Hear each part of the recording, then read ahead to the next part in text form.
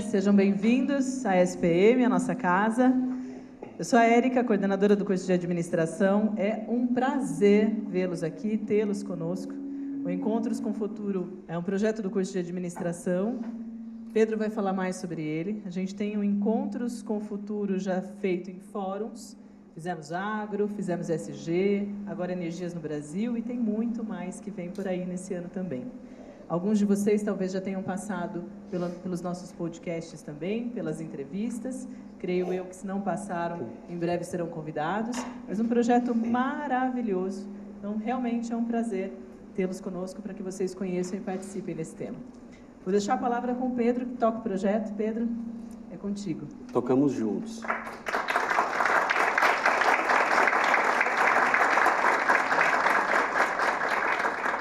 Pessoal, boa tarde, é um prazer estar com vocês.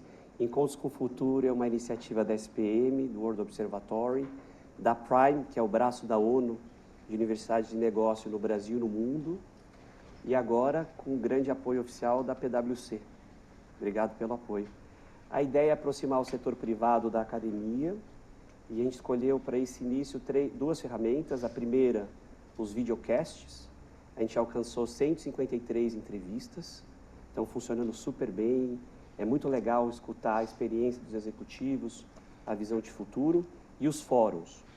Todo esse material a gente está gravando e a gente disponibiliza gratuitamente nas plataformas da universidade, na internet, e agora a gente vai fazer um esforço para doar tanto para canais comunitários como universitários de todo o país.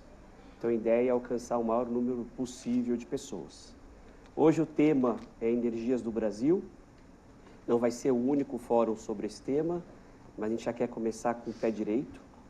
Esse tema foi base de uma série que a gente produziu através da produtora brasileira, de 6 episódios, que a gente doou para a Globo, para a Band, para a Record, SBT, Canal Futura, TV Cultura e mais 369 canais de todo o país.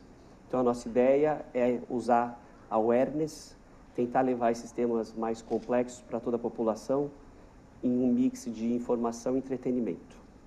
Então a gente vai ter algumas rodadas hoje aqui de discussões, começando com o Big Picture da PwC, mas antes disso eu queria chamar o nosso vice-presidente da SPM, o Tatsu, para dar as boas-vindas. Obrigado.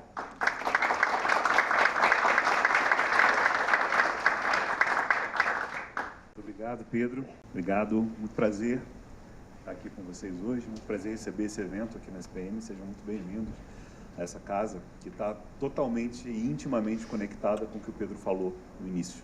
Essa relação de proximidade e conexão da academia e do mercado, que apesar do senso comum dizer que há uma diferença entre uma distância entre teoria e prática, ela na prática não existe e não deve existir, porque a gente acredita, e essa casa acredita muito nisso há 73 anos, desde que a gente foi fundado lá em 1951, que a gente vem tendo esse como um elemento central do nosso DNA. A proximidade com o mercado, o diálogo frequente com o que de fato acontece no dia a dia, mas acima de tudo também um olhar para o futuro. Quais são os movimentos, as tendências? A escola, nem sei se todo mundo sabe, foi criada dentro do Museu de Arte de São Paulo, o MASP, em 1951, quando um grupo de publicitários organizou uma semana de exposição de arte publicitária. E aquilo foi tão bem sucedido que o Assis Chateaubriand, na época, e o Pietro Maria Bardi, que era o curador do museu, convidaram algumas pessoas para desenhar um programa de formação para aquele mercado que estava em desenvolvimento, que aparentemente iria ser um mercado em desenvolvimento e rápido desenvolvimento. E foi, de fato, o Brasil, ao longo dos anos, se tornou uma das potências na área da comunicação e da publicidade. Uma indústria que mudou muito, hoje é muito diferente do que ela era naquela época e do que ela foi no auge em que o Brasil se destacou, mas a SPM foi, ao longo do tempo, mudando também a sua visão e ampliando a sua perspectiva para um olhar mais amplo, para um olhar de mercado, para um olhar da relação com as empresas, das mudanças pelas quais a sociedade passa, do impacto da tecnologia, mas, acima de tudo, o foco nas pessoas. Hoje, a gente, 73 anos depois, é bem mais do que aquela escola que nasceu dentro do MASP. A gente cresceu, tem 9 graduações, muitas pós-graduações, tem 4 mestrados, 2 doutorados, uma área de pesquisa muito forte e muito conectada, exatamente para fazer visão que o senso comum tem, que há uma distância entre a teoria e a prática, um caminho oposto. A gente acredita que existe uma conexão e que ela precisa acontecer para que a gente consiga aproveitar as potencialidades e todos os caminhos aí que vêm como oportunidade desse casamento. Então, a gente está muito feliz de receber essa discussão aqui. O setor de energia é um setor importantíssimo, faz com que a gente tenha aí um olhar bastante atento com relação aos movimentos mercadológicos e também com relação aos próprios movimentos que dizem respeito à sociedade, as mudanças que a tecnologia nos traz, mas, ao mesmo tempo, uma preocupação com o meio ambiente, com todos os elementos que estão aí dentro desse entorno. Receber essa discussão aqui é muito bom e, como é sempre bom, tê-los dentro da escola para as atividades que a gente desenvolve. Sejam sempre muito bem-vindos aqui. Então, muito obrigado, Pedro. Obrigado, Tatsu.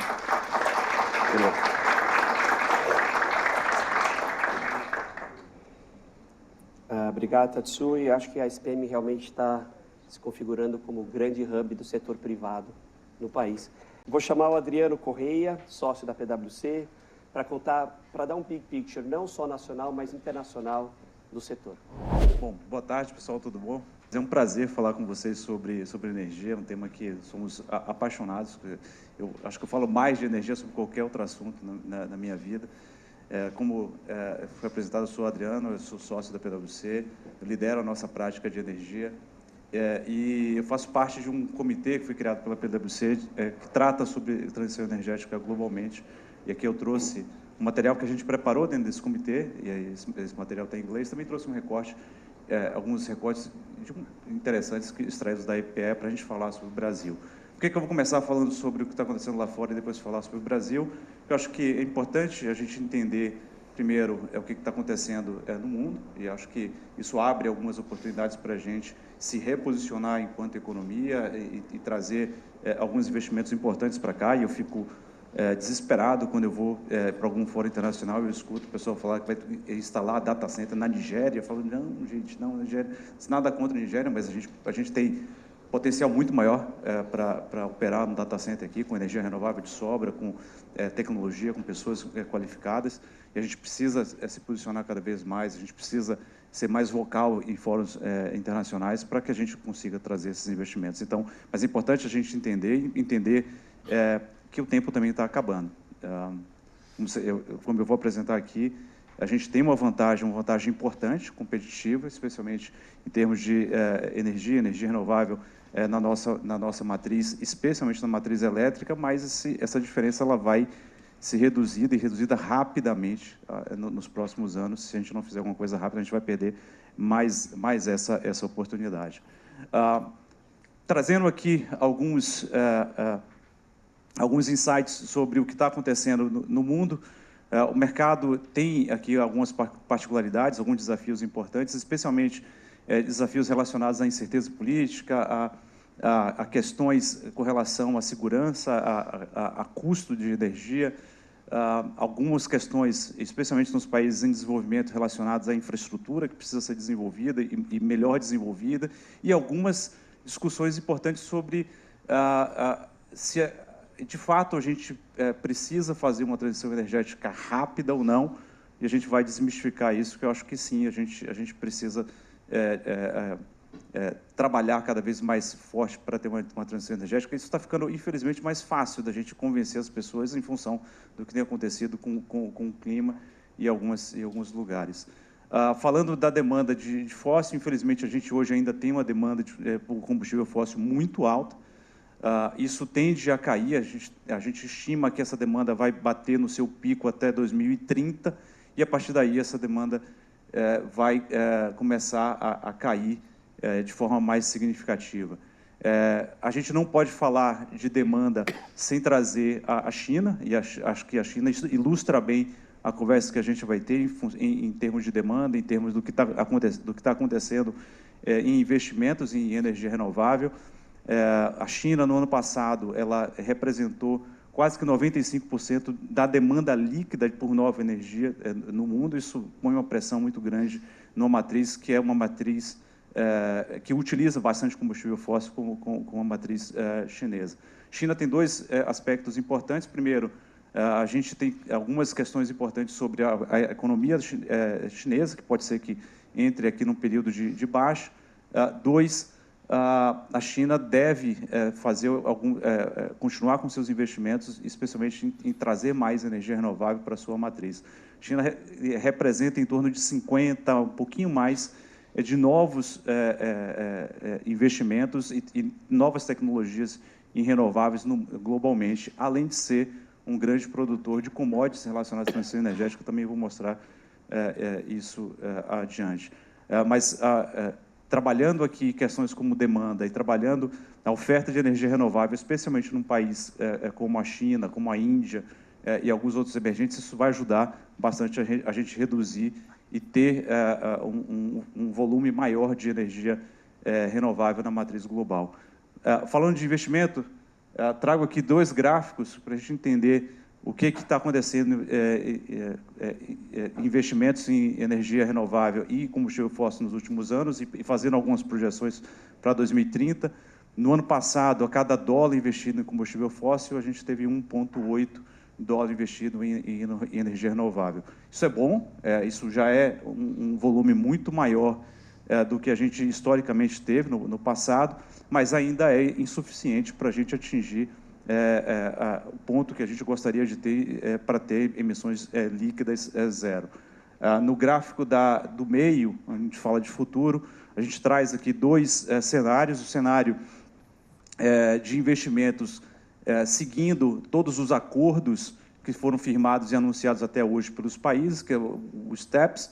Isso daria ali um investimento em energia renovável subindo de 1 para 2, 2,5, mas a gente entende que para a gente conseguir chegar num cenário de emissões zero, essa relação entre investimento em fóssil e renovável deveria ser uma coisa entre 0,5 e 4, ou seja, a gente tende a ter, de fato, um aumento de investimento em renovável no mundo inteiro. Isso deve aumentar bastante.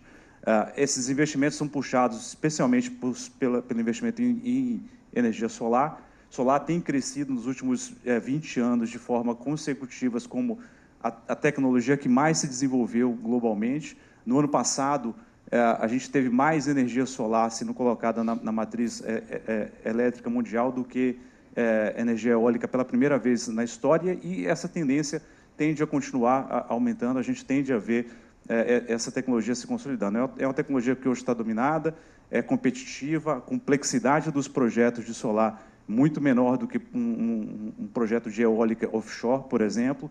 Então, a gente percebe aqui um incremento importante para a substituição dos combustíveis fósseis nos próximos anos. Falando de uma outra fonte super relevante e que teve também um aumento de investimento importante nos últimos anos, foi o GNL. Especialmente depois do conflito na Ucrânia, a gente percebe aqui um aumento de investimentos em projetos de GNL, especialmente para garantir a segurança na Europa, muito dependente do gás russo. Isso vai mudar algumas rotas de exportação, especialmente em países ali do Oriente Médio, em países do sul da África, abrindo algumas rotas importantes e abrindo também algumas mudanças relevantes no mercado de GNL. Para especialmente reduzir a concentração que existe hoje do gás russo, que é uma concentração que coloca em xeque algumas questões, especialmente relacionadas à geopolítica. Quando a gente fala de concentração, um outro tema que me preocupa, e esse é uma preocupação super importante para os próximos anos, é a concentração da produção de algumas commodities em poucos países. Se a gente analisar esse gráfico que está colocado aqui, olhando cobalto, lítio, grafite e terras raras, a produção, o market share dessas commodities hoje representa alguma coisa em torno de 80% em apenas 3 países. Essa concentração altíssima, especialmente com os chineses. Isso pode, em algum momento no futuro, representar alguma questão importante política, como a gente já teve com o petróleo no passado. Então, é importante a gente cuidar e tentar buscar algum tipo de diversificação e uma saída para isso, porque isso aqui pode ser um grande problema. E aí, movendo para meu tema preferido, que é o hidrogênio, que é o tema que eu mais defendo nos últimos anos. aqui a gente traz uma análise dos projetos que foram anunciados nos últimos anos, globalmente. Se a gente somar os projetos com uma rota de energia renovável, solar e eólica, mais os projetos de hidrogênio de baixo carbono, a gente vai chegar ali em torno de 2.000 projetos anunciados no mundo inteiro. Isso é assim, um crescimento muito expressivo desde 2001 para cá. De fato, aqui o hidrogênio entrou na hype, o hidrogênio entrou na agenda de várias empresas, acho que, na verdade, todas as empresas de energia, de alguma forma, já discutiram hidrogênio e já avaliaram projetos de hidrogênio por ser considerado combustível do futuro. A gente avalia que a capacidade de geração em função desses projetos anunciados, que hoje bate em alguma coisa em torno de 900 GB, ou seja, a gente está aqui falando, de fato, de alguma coisa muito, muito grande, muito relevante, mas o fato é que, de todos os projetos que foram anunciados até hoje, apenas 2% saíram do papel e entraram numa fase de desenvolvimento, de construção e produção de hidrogênio, ou seja, existe uma grande decepção com relação ao tema, especialmente com relação à capacidade da gente conseguir colocar esses projetos em atividade comercial. Quando a gente olha a nossa região, América Latina, hoje a gente não tem nenhum projeto relevante em fase de construção ou desenvolvimento. Soube hoje que a primeira nota fiscal de hidrogênio vai ser emitida no Nordeste nos próximos dias, o que é muito bacana, mas ainda é muito pouco para a ambição que a gente tem relacionada ao hidrogênio. Cada país tem suas aplicações, suas rotas para o hidrogênio. A gente tem uma vantagem por poder produzir o hidrogênio a partir de fontes renováveis a um custo relativamente baixo, mas a gente tem uma desvantagem, que é a nossa localização geográfica. Para transportar o hidrogênio, especialmente para a Europa ou para a Ásia, hoje, tecnicamente, é um problema. Hoje, tecnicamente, a gente teria dificuldade em fazer isso, e especialmente em larga escala. Cada país tem suas peculiaridades. O grande problema é que acho que ninguém hoje tem um off-taker para segurar, de fato, a produção, a comercialização do hidrogênio por um prazo mais longo. Isso dificulta bastante os investimentos. Aqui eu trago 5 principais desafios que precisam ser superados para que a gente consiga desenvolver projetos relacionados a hidrogênio. O primeiro, o preço do hidrogênio. Hoje ainda, por mais que a gente tente, se esforce, coloque no papel e vai e volta, o preço ainda é mais alto do que outras fontes. Então, aqui tem uma dificuldade para viabilizar os projetos economicamente.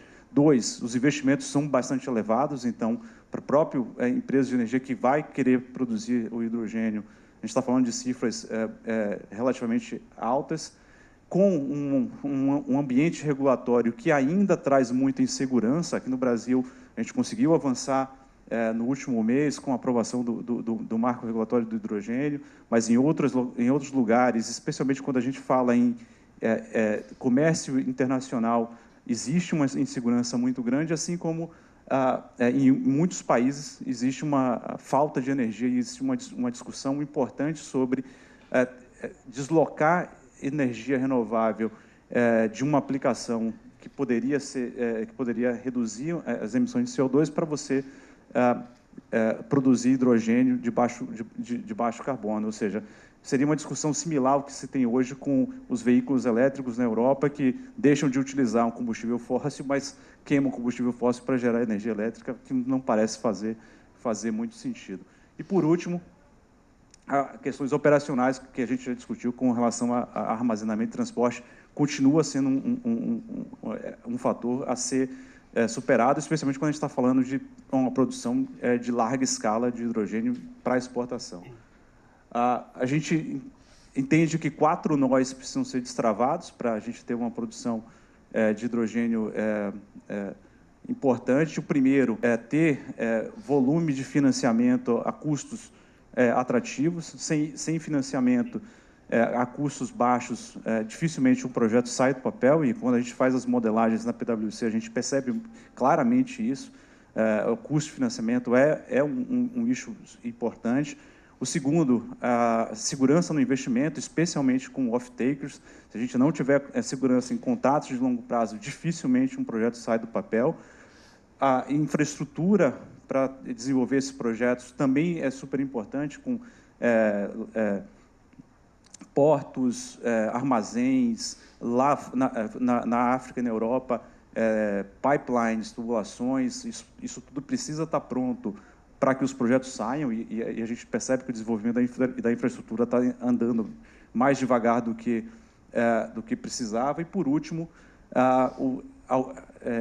discussões e requerimentos e requisitos relacionados ao mercado de carbono precisam também avançar ainda mais, precificando o carbono, com regulamentos mais duros, para que a gente, aí sim, com a precificação de carbono, consiga dar tração nos projetos de hidrogênio no Brasil. Fechando a parte internacional, dois outros assuntos. Demanda, comentei quando eu trouxe a discussão sobre China. Importante a gente tomar cuidado com gerenciar melhor a demanda por energia elétrica, especialmente lá fora. A gente vê aqui um movimento importante de adoção maior de servidores para data center. Isso tende a ter um aumento importante no consumo de energia. A própria eletrificação da economia tende a também pressionar bastante a demanda. Então, é algo que precisa ser cuidado, especialmente quando a gente fala de segurança, segurança, sustentabilidade e capacidade das pessoas de consumirem e comprar energia durante o mundo. Por último, quando a gente olha o preço, embora a gente tenha visto uma redução importante na curva de preço nos últimos anos, ali o preço bateu no topo durante o início do conflito da Ucrânia. Isso hoje já está melhor administrado, mas a gente ainda percebe um preço muito mais alto do que a média histórica e ainda uma volatilidade muito grande no mercado internacional. Isso aqui precisa ser também melhor gerenciado para que a gente tenha um pouco mais de segurança. Falando sobre o Brasil, vou explicar porque que eu trouxe esse slide cheio de palavras. Toda vez eu prometo que eu vou mudar, nunca muda. Eu fiz um exercício com o meu time para falar assim, bom, no final do dia, transição energética é o quê? É um custo ou uma oportunidade para o Brasil? E isso foi o que saiu da discussão que a gente teve com o nosso time, e eu tenho dificuldade hoje de traduzir esse brainstorm que a gente fez em figuras, mas assim, aqui tem uma posição clara nossa, especialmente quando a gente fala da matriz elétrica brasileira, que é extremamente limpa. Hoje a gente tem 84% de renovável na nossa matriz, a gente tem um custo de geração extremamente baixo, um dos mais competitivos aqui no país, ou seja, a gente consegue competir hoje com qualquer outro mercado do mundo. A gente tem bastante experiência e competência no tema de biocombustível, que também é um tema que deve crescer bastante nos próximos anos, e posicionar a gente, seja em combustível para transporte de veículos, seja para SAF, que são combustíveis sustentáveis para a aviação. A gente consegue trabalhar bem isso aqui, a gente consegue produzir hidrogênio, se a gente tiver financiamento, infraestrutura, a preços baixos aqui dentro, a própria eletrificação da economia e a descentralização da matriz elétrica brasileira tende a abrir oportunidades com relação a baterias, seja via hidrogênio, seja bateria, outro tipo de bateria. Ou seja, a gente tem aqui uma série de potenciais para serem explorados. O principal deles, que eu acho que a gente ainda está engateando, é o mercado de carbono. Assim, o Brasil é um destino óbvio para projetos de offset de carbono. A gente tem quase 40% das florestas do mundo. A gente tem um mercado de carbono, uma das primeiras bolsas de carbono do mundo, que gera ainda um volume baixo, mas a gente tem um potencial enorme aqui. A gente estima que esse mercado de offset aqui no Brasil deve gerar em torno de 45 bilhões de crédito, ou seja, a gente está falando de uma cifra bastante expressiva para a gente. Trazendo alguns insights aqui, e esse é um material que eu tirei da EPE, comparando a matriz energética do Brasil com a global em 2021, percebam que a gente estava muito à frente deles, mas muito à frente. Esse número, óbvio, já mudou, especialmente do mundo, hoje está batendo em quase 20%, ou seja, a diferença vai se reduzir e cada vez mais rápido, então a gente vai precisar também fazer os investimentos aqui necessários. Quando a gente olha alguns cenários, especialmente com relação à transição energética nos próximos anos, olhando, analisando as fontes que a gente usa, a gente percebe aqui um potencial enorme, como eu comentei anteriormente, para a biomassa. A biomassa vai ser uma fonte muito importante, qualquer que seja o cenário que a gente está utilizando aqui no Brasil. A gente tem experiência com esse assunto, e a gente tem uma capacidade de utilizar melhor a biomassa. Mas a gente, como eu comentei antes, a gente tem aqui algum dever de casa para fazer. Quando a gente traça curvas de emissão e analisa as projeções, a gente percebe que a nossa curva ainda é uma curva menos agressiva do que a média mundial, ou seja, isso aqui deve pressionar a gente, especialmente quando a gente avalia o custo de compensação de emissões no futuro, em 2030. Se a gente seguir nessa tendência, a gente deve ter um custo muito alto, a gente deve onerar as operações aqui no Brasil em função de uma precificação de carbono, se a gente não conseguir avançar. Ponto super importante, super relevante, conseguir reduzir o desmatamento ilegal. Sem uma redução do desmatamento ilegal, a gente não consegue enxergar saídas, soluções técnicas que sejam viáveis para a gente evitar esse preço de carbono nos próximos anos. Trazendo mais alguns insights sobre as emissões do Brasil e no mundo, percebam que aqui tem uma diferença muito grande, enquanto no mundo boa parte das emissões vem de energia. Aqui a gente tem emissões relevantes em função de transporte da indústria, ou seja, também aqui nos posiciona de uma forma diferente deles e traz algumas oportunidades. Boa parte do consumo de energia aqui do Brasil vem de transporte e das indústrias, então, de fato, a gente tem aqui uma oportunidade de olhar para esses setores e reinventar o país, e reinventar de uma forma que a gente consiga ter, especialmente nesses dois segmentos, uma utilização melhor de fontes de energia. Por último, para a gente encerrar a nossa conversa, eu lembro que a transição, por si só, ela não é suficiente. Ela precisa ser uma transição, acima de tudo, justa, para não deixar para trás as pessoas que têm uma maior vulnerabilidade.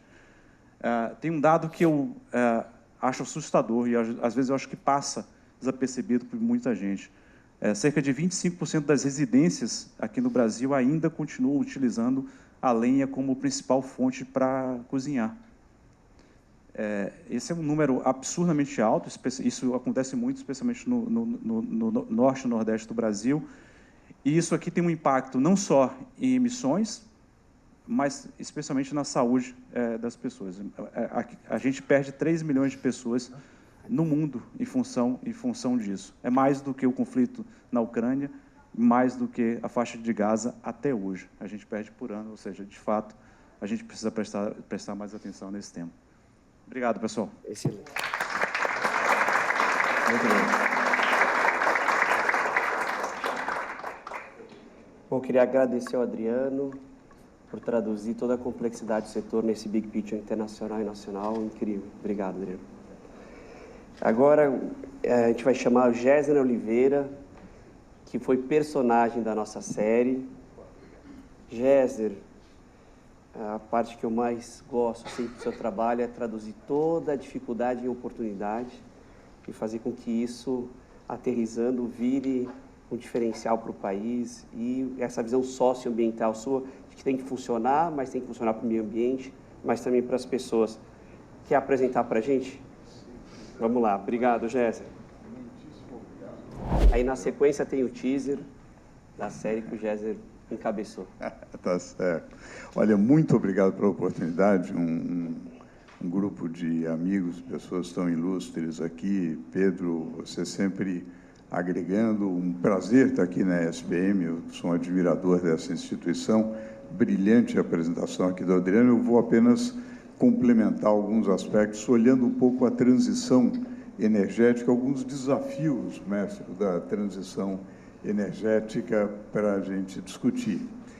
Primeiro, eu queria fazer uma reflexão sobre tempos, né? O tempo da economia, o tempo da política e o tempo da natureza.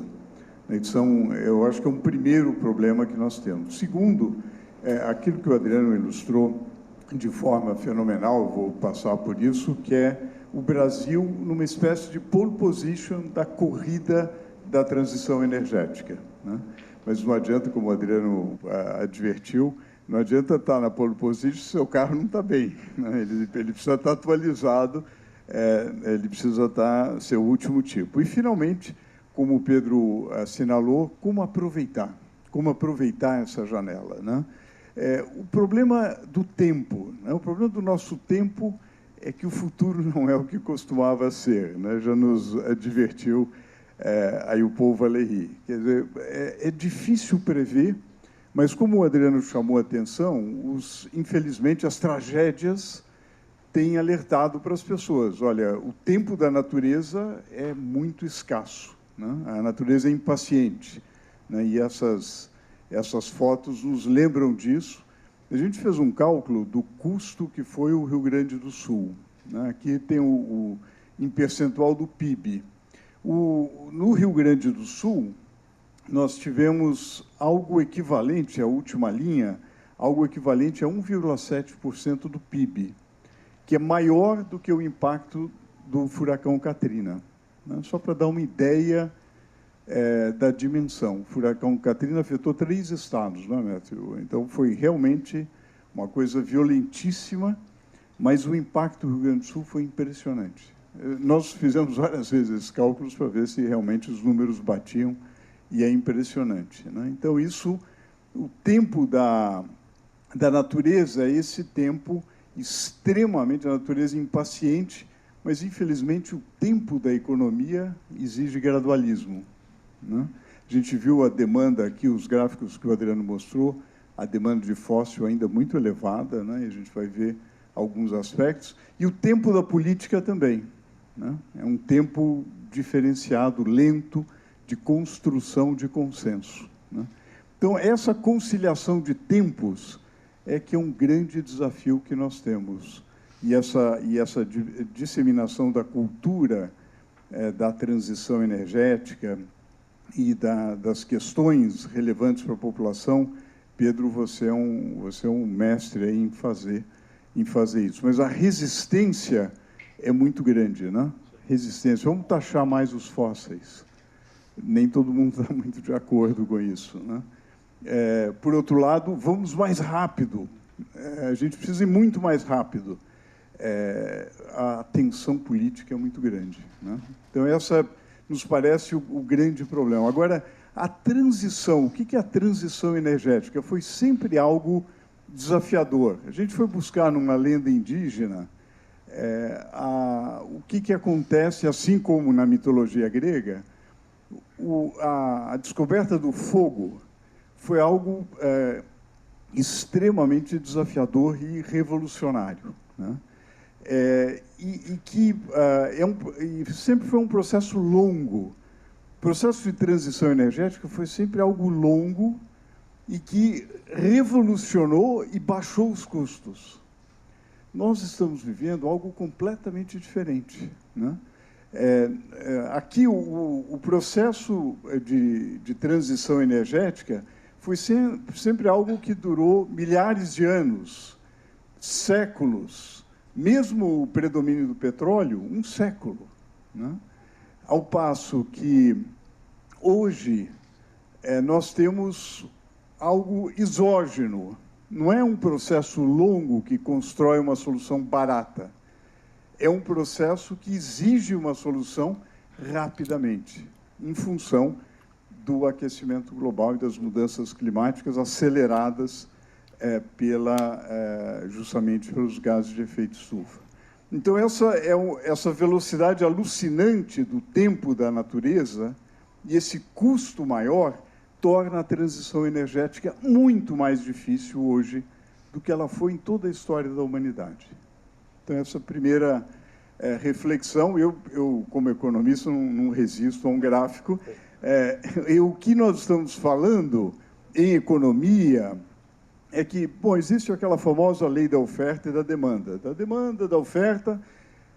No passado, sempre foi nas outras transições energéticas, a oferta aumentou. Novas alternativas surgiram, né? O petróleo representou uma nova alternativa, mais barata, mais ágil, que revolucionou a capacidade de produção. Hoje, não. Hoje, na verdade, há novas alternativas, mas como o Adriano também levantou do ponto de vista do hidrogênio verde,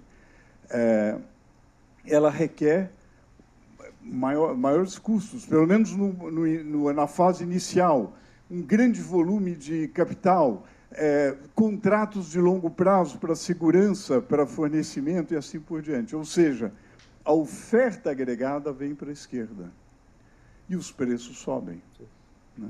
Então, esse é o nosso dilema.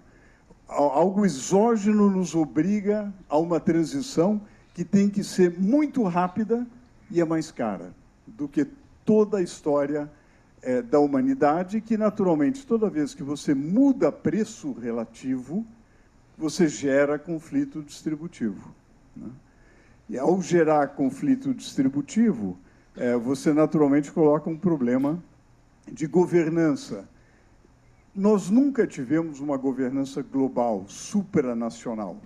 Começamos a construir um pouquinho no século XIX, no século XX, no pós-guerra, mas ainda é muito frágil para realmente fazer valer. Mas é o que temos. E é justamente essa governança, nessa governança que nós precisamos atuar em um mundo multipolar, em um mundo bastante dividido, de um lado com o capitalismo de stakeholders, de outro lado com o capitalismo de Estado, e Estados cada vez mais importantes, que terão cada vez mais peso no PIB mundial, como a Índia, como o Brasil, como os BRICS em geral, numa situação que ora está mais próximo de um polo, ora mais próximo de outro polo.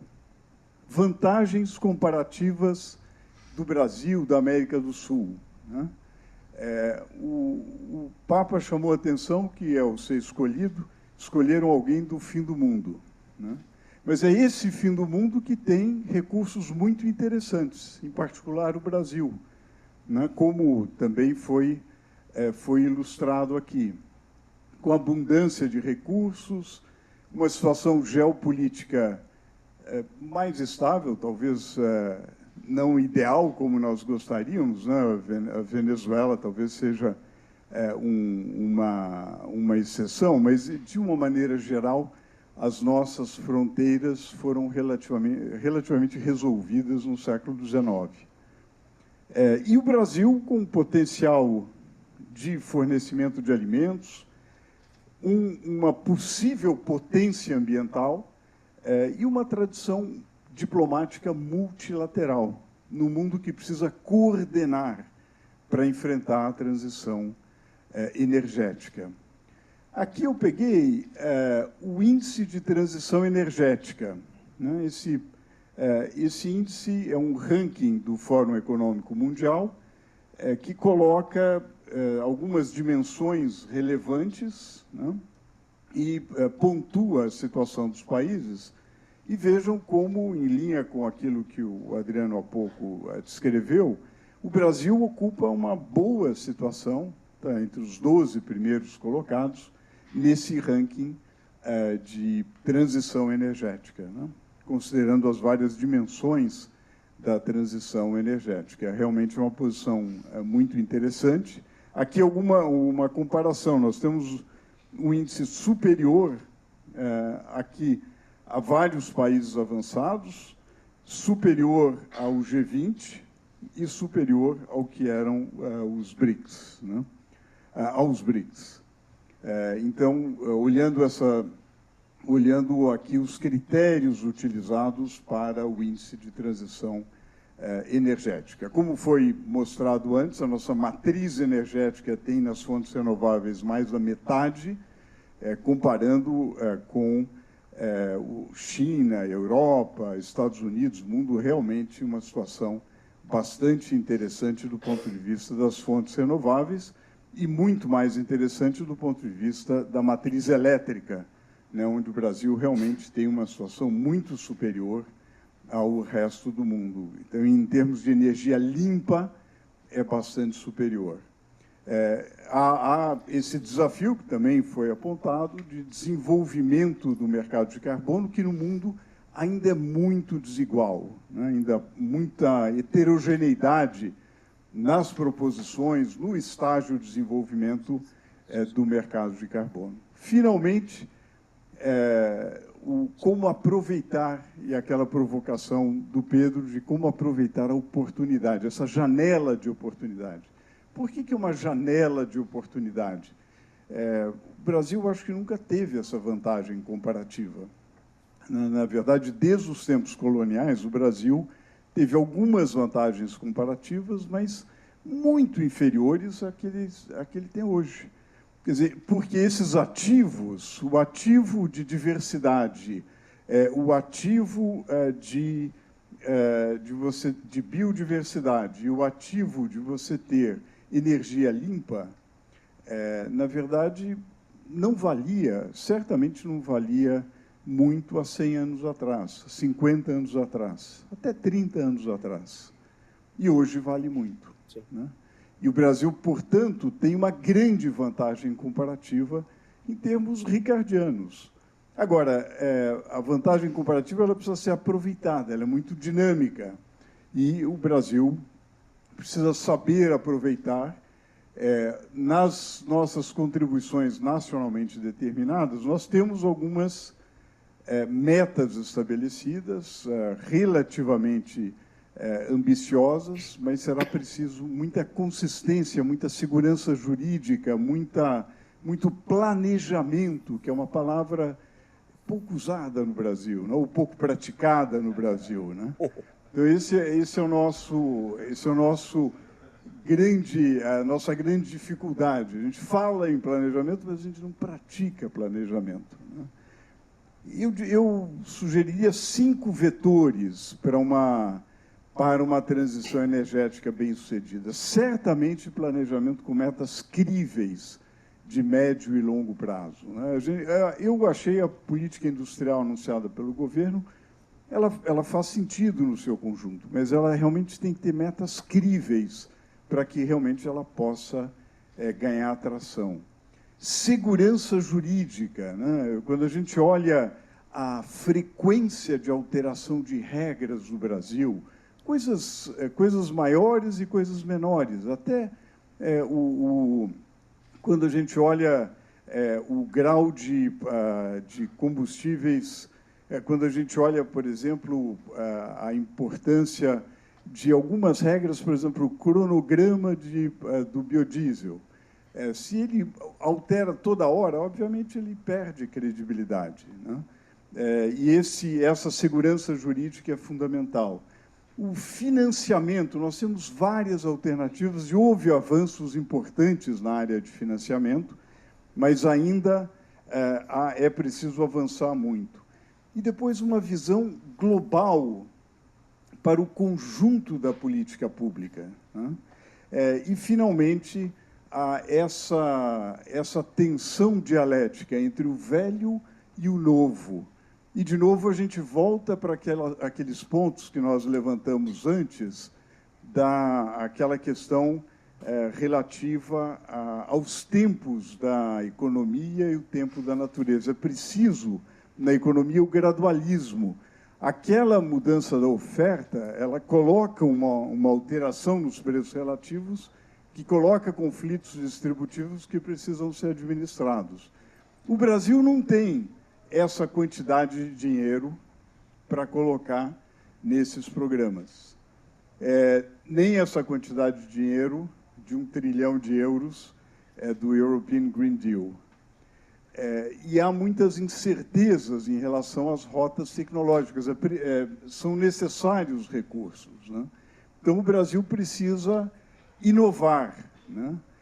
Algumas coisas são importantes para isso, de mecanismos que inovam, né? Como o Fundo Verde, né? Que é algo importante, como o aproveitamento dos mecanismos de securitização, como o aproveitamento dos créditos tributários. Quer dizer, tudo isso é preciso para inovar, para financiar essa transição no Brasil, para que a gente possa ajustar o nosso carro para que aquela pole position que mencionamos seja bem aproveitada, né? Então, tem alguns projetos importantes a esse respeito, né? Tem uma agenda verde particularmente importante, em relação à qual a gente lembra o Saramago de que não tenhamos pressa, mas não percamos tempo, né?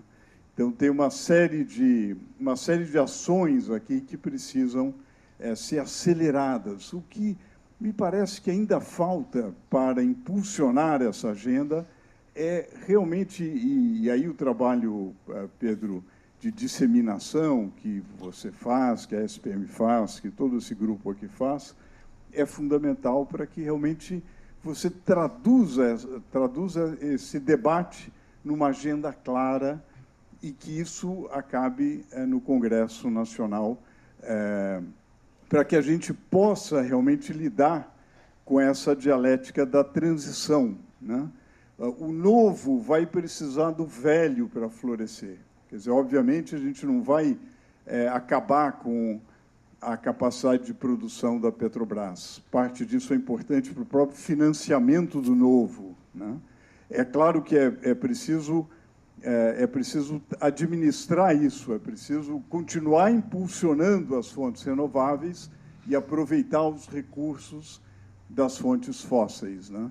Não é simples, mas, lembrando a nossa jornada, é uma forma de conciliar os tempos da política, da economia e da natureza, aproveitar essa oportunidade única que as gerações que estão vivendo o Brasil de hoje têm condição de aproveitar, que é colocar o Brasil num grupo de países de vanguarda do ponto de vista de alocação de recursos. Isso vai requerer, eu acho que a gente ainda não tem uma resposta clara para como aproveitar a oportunidade, mas, olhando os erros da nossa história, a gente tem, pelo menos, como o que não fazer para deixar essa oportunidade escapar. Muito obrigado. Isso daqui tem vários episódios aí do podcast, nem negacionismo, nem apocalipse, que traduz um pouco as preocupações aqui. Um episódio, aliás, tivemos um episódio com o Pedro, tivemos um episódio com o Matthew, e nós gostamos muito dessas conversas. Muito obrigado.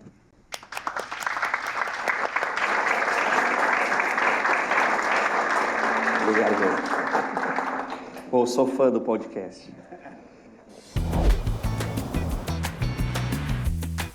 O aumento do consumo de energia é o grande responsável pelo desenvolvimento da humanidade nos últimos 200 anos. O Brasil tem essa vocação natural para ser talvez o principal ator dessa transição energética através dessa nossa matriz crescente de geração solar. A energia solar ela cresceu muito nos últimos anos, ela é um caso de sucesso no Brasil. Em 2022, a energia nuclear foi responsável por pouco mais de 2% de toda a energia elétrica gerada no Brasil.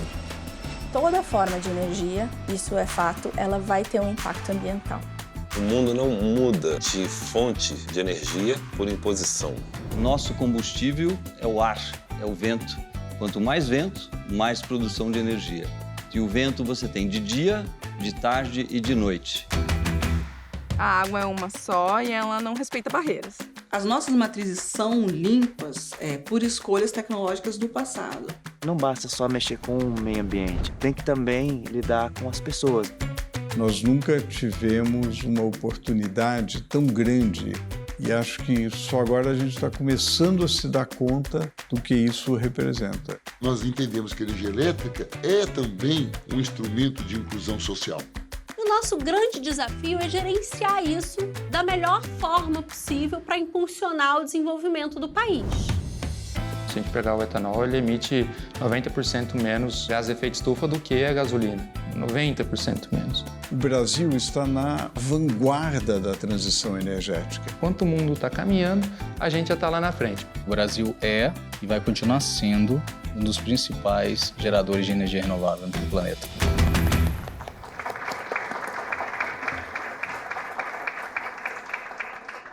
Bom, a série teve direção do Luciano Oreja, nosso querido diretor, produção da Karina, e agradecer todo o time da editora, da produtora brasileira, que colocam tudo de pé. Obrigado mesmo, ficou linda. A gente está doando para todos os canais abertos, fechados, comunitários, universitários do país, e agradecer a todos que colaboraram, estiveram ali com a gente nessa campanha de awareness. Pessoal, vamos lá, a gente vai fazer o primeiro painel, Matriz Brasileira e a Nova Economia. Vou chamar aqui para o bate-papo Aline Santos, da EPE, Andrew Storfer e Marcelo Silva, da Eletronuclear. Por favor. Aline, começando por você. Conta pra gente como é que você enxerga o trilema da energia. O que a gente tem que estar atento, o que funciona, o que não funciona, o que a nossa ansiedade ambiental atrapalha. Então, primeiramente agradecer o convite, né? Eu estou representando a Heloísa Borges, lá da EPE, e achei bem interessante esse projeto, inclusive o alcance dele, né? Várias instituições, mas falando do trilema, a gente tem um desafio enorme, que é olhar para a transição energética e todos os desafios que ela traz. E quando a gente fala de transição, a gente tem que ver que todos os países eles vão precisar se adaptar, né, a essa nova realidade, tanto de oferta, como ofertar essa energia, e como o modo de consumo dessa energia.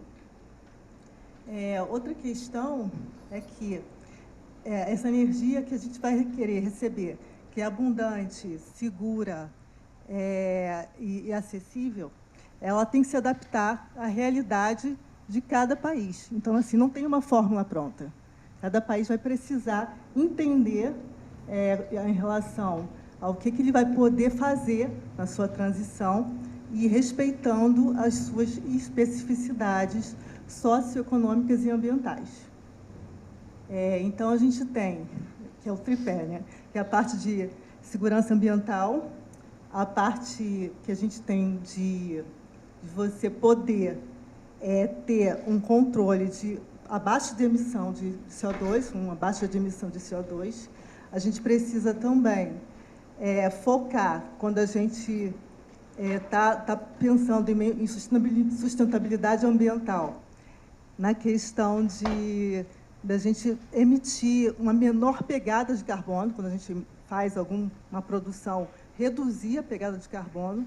A gente precisa também ter segurança, a segunda parte do trilhão, a primeira ambiental, a segurança, e a terceira, a questão de equidade energética.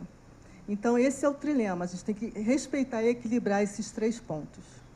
E não é fácil, né, Aline? Nada fácil. Agora, nessa discussão entre os países ricos e os países em desenvolvimento, sempre falta financiamento, transferência de tecnologia. Onde você acha que está o gargalo para a gente conseguir entregar o que eles pedem, mas que a gente não chegou lá? Eu acho que a gente tem uma grande oportunidade, tá? Porque por a gente pegou o Adriano, né? Ele colocou uma apresentação muito maravilhosa e falou de vários dados da EPE. A gente vai lançar agora o PDE esse ano, agora em setembro, e a gente já fez o balanço energético nacional e a gente atualizou um pouco esses números. A gente tem quase 90%, já subiu, 89% de renovabilidade na energia da matriz elétrica. Não é mais 94, é 84. 84, é 90. Vai para quase 90, 89. Então, eu acho que a gente precisa ter uma segurança jurídica, né, para atrair investimentos. É uma grande oportunidade que a gente tem. A gente precisa ter segurança jurídica. A gente tem essa matriz muito renovável que estimula, né, que outros países olhem para cá e possam investir aqui na gente. Então, a gente tem uma situação muito favorável, uma oportunidade incrível de atrair investimentos aqui para o Brasil. Andrew, passando por você como CEO da América Energia, Você conta um pouco para a gente o que é primeiro da América Energia, qual que é a área de atuação de vocês. Explica um pouco a diferença entre mercado cativo, mercado livre, quais são as vantagens. Conta o que está aparecendo e como foi catalisado nos últimos anos. Boa tarde a todos. Em primeiro lugar, obrigado pelo convite, é um prazer estar aqui. A América é uma empresa que tem 23 anos de mercado e no mercado brasileiro de investimentos privados em geração de energia, não estou falando daquela fase de 100 e poucos anos atrás, das PCHs e coisa e tal, é um mercado muito recente, né? O mercado sofreu uma variação, uma alteração profunda de regulamentação nos anos 90, 95, 98 especificamente, mas na prática o mercado brasileiro mudou em 2001. Né? 2001 teve uma crise energética, vocês lembram isso, do relatório Kelman, toda aquela questão de eventual racionamento, e naquela época existiam 5 consumidores no mercado livre apenas. O que é o mercado livre, o que é o mercado cativo? Nós temos a geração de energia, a energia em si, que alguém pode comprar, e a entrega da energia é feita pela distribuidora. Claro que tem ainda a transmissão e tal, mas basicamente é isso. Então, se alguém recebe essa energia da distribuidora e paga pelo frete, pela distribuição e paga pela energia, ele está no mercado cativo. E hoje, no Brasil, você tem que... a parte residencial, todas as pessoas físicas são obrigatórias, é obrigatório estarem no mercado cativo, não podem ir para o livre. Hoje, no livre, são empresas com determinadas características que podem migrar.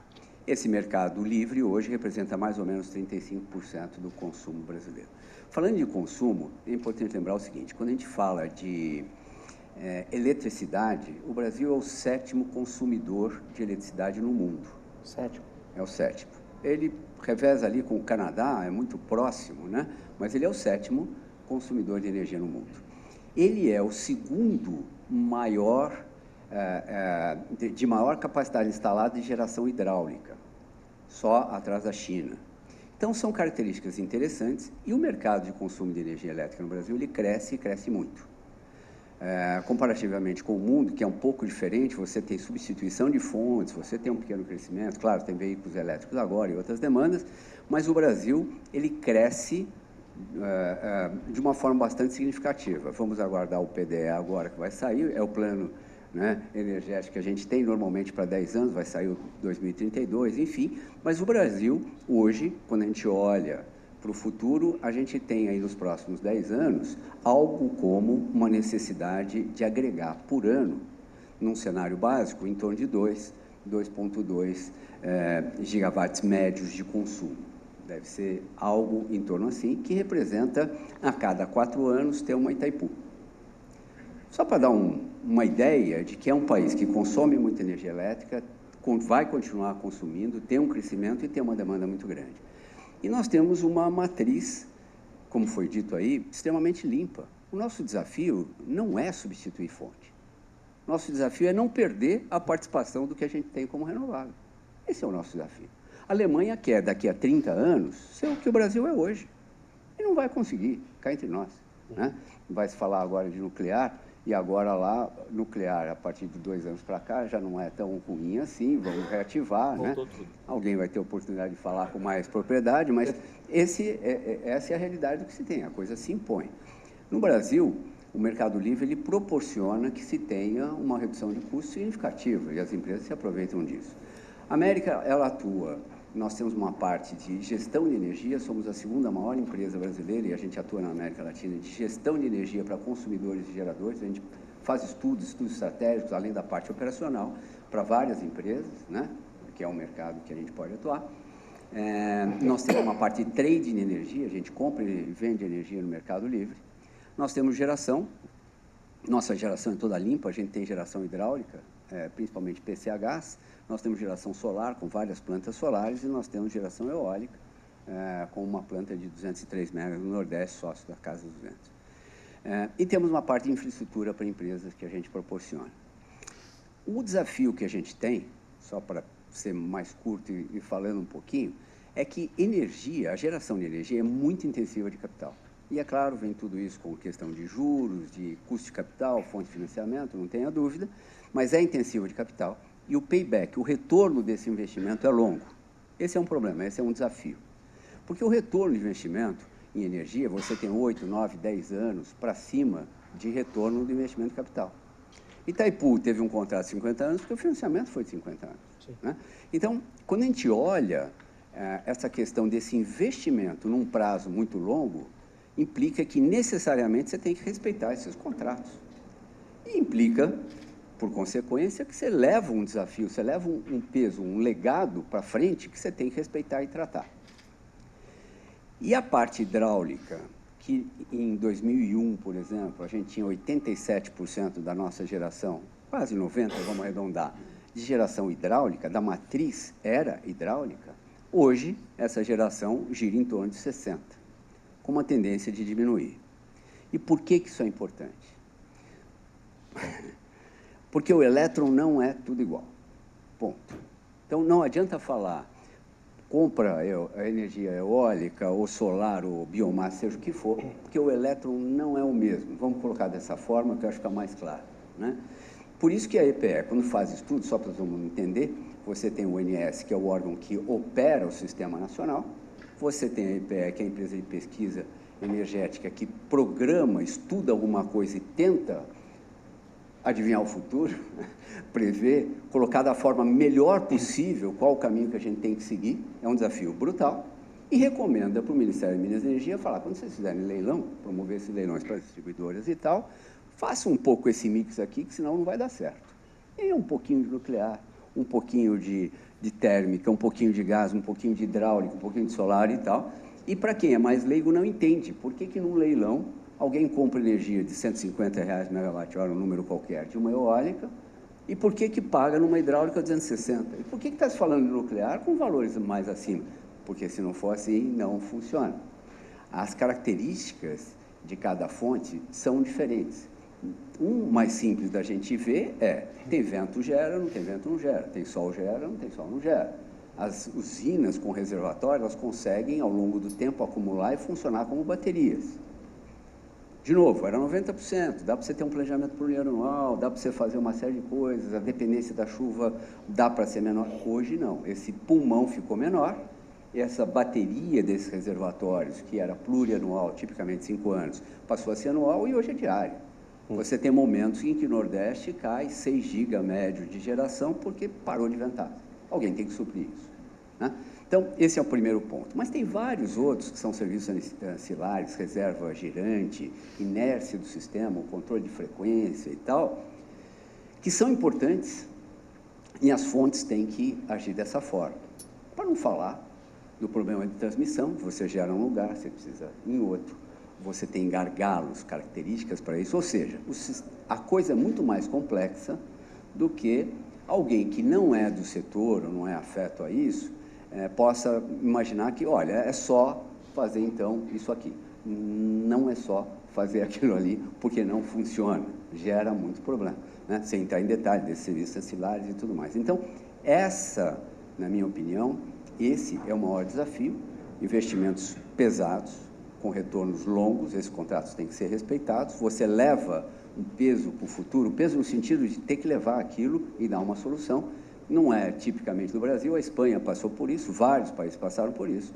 E primeiro é quantificar, se eu quero um outro modelo, só para encerrar aqui rapidamente, se eu quero um outro modelo, porque o mundo mudou, eu preciso de um outro modelo, como é que eu pego aquilo que já existe e adapto a esse novo modelo? Tem um custo que eu tenho que respeitar aquilo. Primeiro, não é simples definir qual é o custo. Segundo, quem paga esse custo? Se for uma política de Estado, é o contribuinte, se for uma política setorial, é o consumidor. E aí gera uma polêmica grande, não vamos entrar aqui, mas esse é um desafio pesado e tal. E esse custo vai ser dividido em que tempo? Qual é a transição? Se fizer em 1, 2 anos, 3 anos, é um absurdo o custo em mudar um modelo. Vamos fazer então com 10, 15 ou 20? Mas o que é o mundo daqui a 10, 15 ou 20? Eu, numa palestra recente agora nos Estados Unidos, eu estava falando sobre isso e eu usei o exemplo da Bela Adormecida. Todo mundo conhece a história da Bela Adormecida. Foi enfeitiçada, dormiu 100 anos, acordou depois de 100 anos. Como ela acordou? Um príncipe que deu um beijo.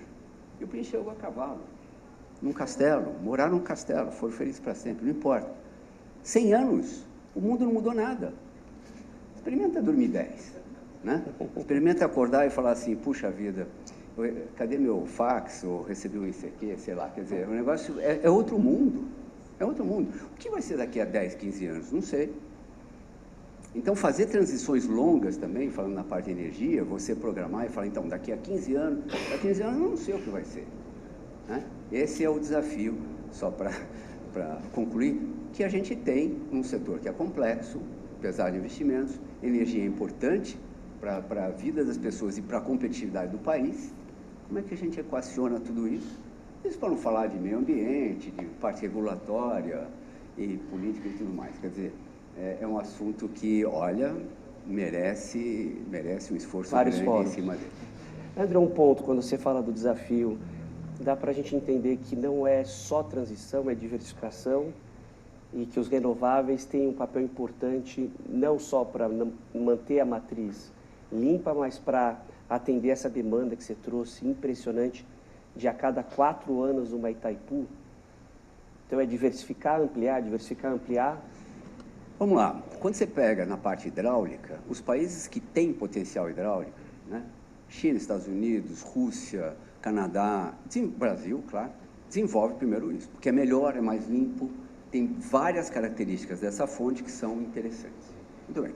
Chega uma hora que aquilo acaba e chega uma hora que outros fatores, como é o caso do meio ambiente, afetam. Hoje no Brasil você não consegue fazer uma usina hidrelétrica e fazer reservatório. Nós temos um problema de Belo Monte, Irau, Santo Antônio, enfim, dá para dar alguns exemplos recentes de usinas que não têm reservatório. Só para dar uma ideia, Itaipu tem 14 gigas instalado, 14 gigawatts para ter instalado, ele tem uma geração média de 10, 11, que a água chega regularizadinha de vários reservatórios até lá embaixo. Belo Monte, que você tem uma potência instalada de 11 gigas e pouco, ele gera 4 e pouco como média.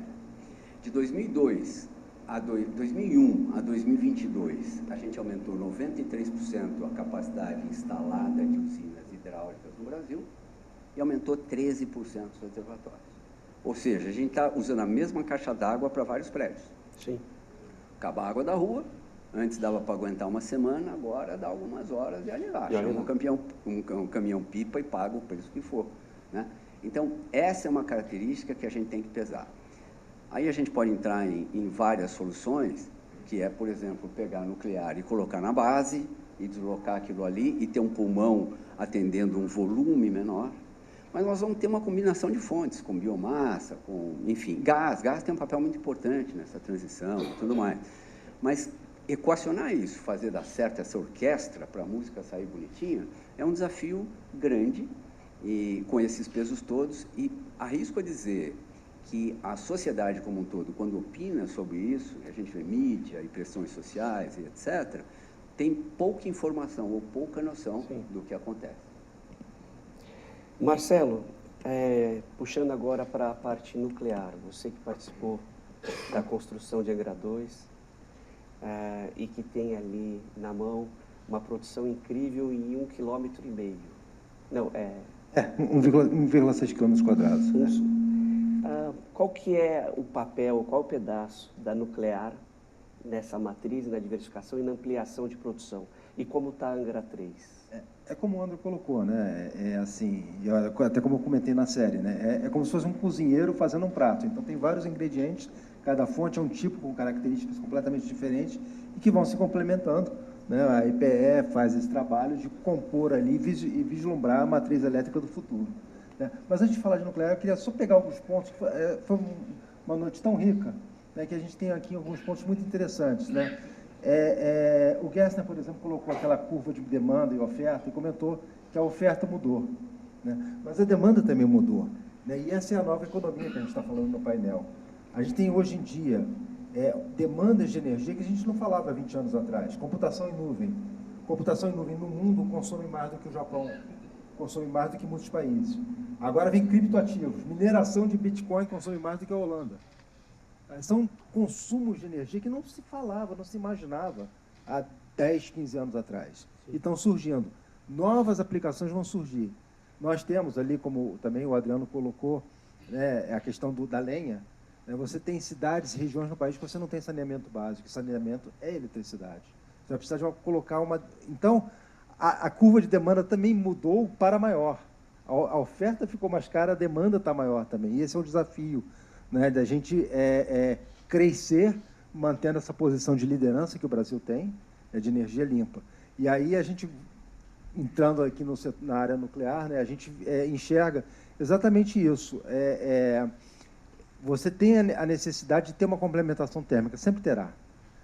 Você não consegue suprir com fontes variáveis. Fala-se muito em armazenamento de energia, né, que seria a tecnologia que virá. Mas nós temos armazenamento de energia na forma dos reservatórios das nossas usinas, né? Mas você não consegue, só com isso, modular a carga que varia a cada instante, né? Você tendo uma geração variável, né, você teve um incidente que teve ali no Ceará há pouco tempo, né? Você teve ali, na hora em que o sol estava nascendo, eólicas surgindo, solares, aumentando a produção, você tem uma falha na rede de transmissão e o Brasil entra em colapso. Então, essa questão que puxa pela diversificação da matriz, ela torna-se necessária. E a gente coloca a nuclear como um fator, né, uma fonte que tem muito a oferecer nessa transição energética. Foram colocados muitos números da Agência Internacional de Energia, e ela comenta, não se faz transição energética sem nuclear. Notícia de hoje, o maior produtor de aço no mundo, Tata Steel, produz 21 milhões de toneladas de aço por ano, está investindo em energia nuclear. Google, Amazon, estão todos estudando energia nuclear. Bill Gates tem uma empresa para desenvolver energia nuclear. Então, nesse cenário de um novo mundo, com novas tecnologias nucleares, não mais grandes usinas como Angra 1, 2, 3, mas pequenos reatores modulares, que é uma tecnologia que está surgindo agora, com custos de implementação muito mais baixos e de segurança muito mais altos. Então, você vislumbra aí essa matriz, uma forma de atender essa crescente demanda, né, das tecnologias que entraram nos últimos anos e as que vão entrar, que a gente não faz a menor ideia aqui nessa sala. Então, isso tudo vai consumir muita energia, o progresso do Brasil vai consumir muita energia. Temos uma matriz limpa, nós estamos na frente, precisamos manter essa vantagem competitiva. E aí é o desafio aqui que é colocado, e acho que essa série que foi mais do que oportuna de trazer esse debate para o grande público, que muitas vezes desconhece ou imagina soluções mais simples que infelizmente, tecnicamente, não implantam. Marcelo, nessa demanda por aumento de produção de energia e também o enfrentamento das mudanças climáticas, a energia nuclear só solta vapor d'água. Então, é um ganho impressionante. A forma de produzir, também ela ocupa pouco espaço, produz 100% do tempo. Mas tem aquele lado que sempre pesa, não só da questão do risco, quando isso é muito discutido, principalmente quando a gente tem um acidente, e também aonde descartar o resto do material. Que outras tecnologias estão vindo para diminuir esses dois pontos? E se você puder comentar um pouquinho da fusão nuclear, considerando que a gente faz fisão no Brasil e no mundo, se a gente está perto ou longe ainda do uso comercial da fusão? Então, rapidamente, para a gente não estourar o tempo, né? Isso aí ia dar um painel inteiro. Mas, enfim, rejeitos, tá? A usina nuclear produz dois tipos de rejeitos. Vou usar o nome rejeito, mas a gente não usa mais isso. Alta atividade, que é o combustível usado. O combustível passa 3 anos dentro do reator, ele sai. E você só queimou 5% daquela potência, do que tem de energia naquele urânio. Isso, ele tem muita atividade e é o que a gente chama de combustível usado ou rejeito de alta atividade. E tem um rejeito comum da operação da usina, que são resinas de filtros, luva do operador que entrou, uniforme que fez, é material de baixa atividade. Angra 2, que é maior que Angra 1, ela produz 6 metros cúbicos de rejeito de baixa atividade por ano. É uma Kombi, então é um caminhãozinho. Tá? Então, esse rejeito ele não é tão problemático, porque ele também existe em todas as aplicações da radioatividade no país, a medicina nuclear, para-raio radioativo. Então, isso é um rejeito que, pela sua característica química, ele vai decair muito rápido, em cerca de 30, depois mais 30 anos, ele já praticamente vira lixo comum. Tá? Então, isso existe, a Comissão Nacional de Energia Nuclear, ela está tratando disso, ela está projetando um local no Brasil próprio para manter esse material por esse período de tempo, até que ele se torne um lixo comum, porque a radioatividade vai caindo, né, ao longo dos anos. Alta atividade, combustível usado. Aí o Brasil não trata isso como rejeito, porque, como eu falei, só queimou 5% do teor energético que tem ali. E você já tem tecnologia surgindo na Rússia e na China, em que você pega esse combustível, reprocessa, tira ali alguns elementos que não interessam, e você consegue um combustível que você coloca num outro tipo de reator e gera energia. Tá? Então, você recicla, você fecha o ciclo. A gente já está fazendo isso aqui? Não, ainda ainda não. Existem problemas geopolíticos bem complicados com relação a isso, porque uma das coisas que você tira é o plutônio. E plutônio mexe numa geopolítica muito grande. Então, quem faz isso é China, Rússia, França e Japão. Tá? Mas você pode ter ali uma governança maior, né? A Agência Internacional de Energia Atômica tem esse papel e você criar uma governança, porque é tudo muito contabilizado. Então, você consegue controlar esse material. Né? E a fusão? A gente está perto ou longe? Está longe.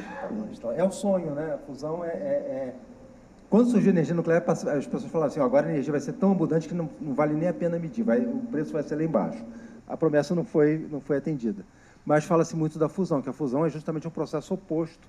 Né? Você pega 2 átomos grandes de urânio, pesados, instáveis, tal, fissiona, sai muita energia, né? Porque você transforma um pouquinho daquela matéria em energia, isso é uma energia muito grande. E aí você aproveita o calor e tal, e aí o resto da usina é uma usina térmica. A fusão seria, assim como você tinha bomba é chato falar de bomba, né? Não faz energia, mas é como surgiu a energia nuclear, como o mundo conheceu. Bomba atômica seria a fissão, a bomba de hidrogênio é a fissão não controlada.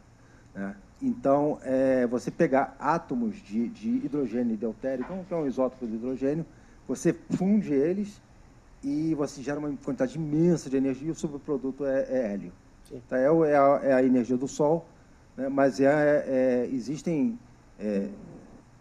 iniciativas de pesquisas com bilhões de dólares investidos na Europa, o Brasil participa disso, na China também, mas ainda é muito distante, porque é uma tecnologia muito complexa, temperaturas são inimagináveis, você não consegue armazenar aquilo, você tem que prender em campos magnéticos, enfim. Sustenta-se por microsegundos, então ainda está um pouco longe, mas vai chegar um dia, talvez não no nosso tempo. E para fechar, Aline, você acha que a gente está mais longe? A gente está longe ou perto de terminar a pobreza energética? Você está otimista? Como é que estão os estudos? Pode ser, não?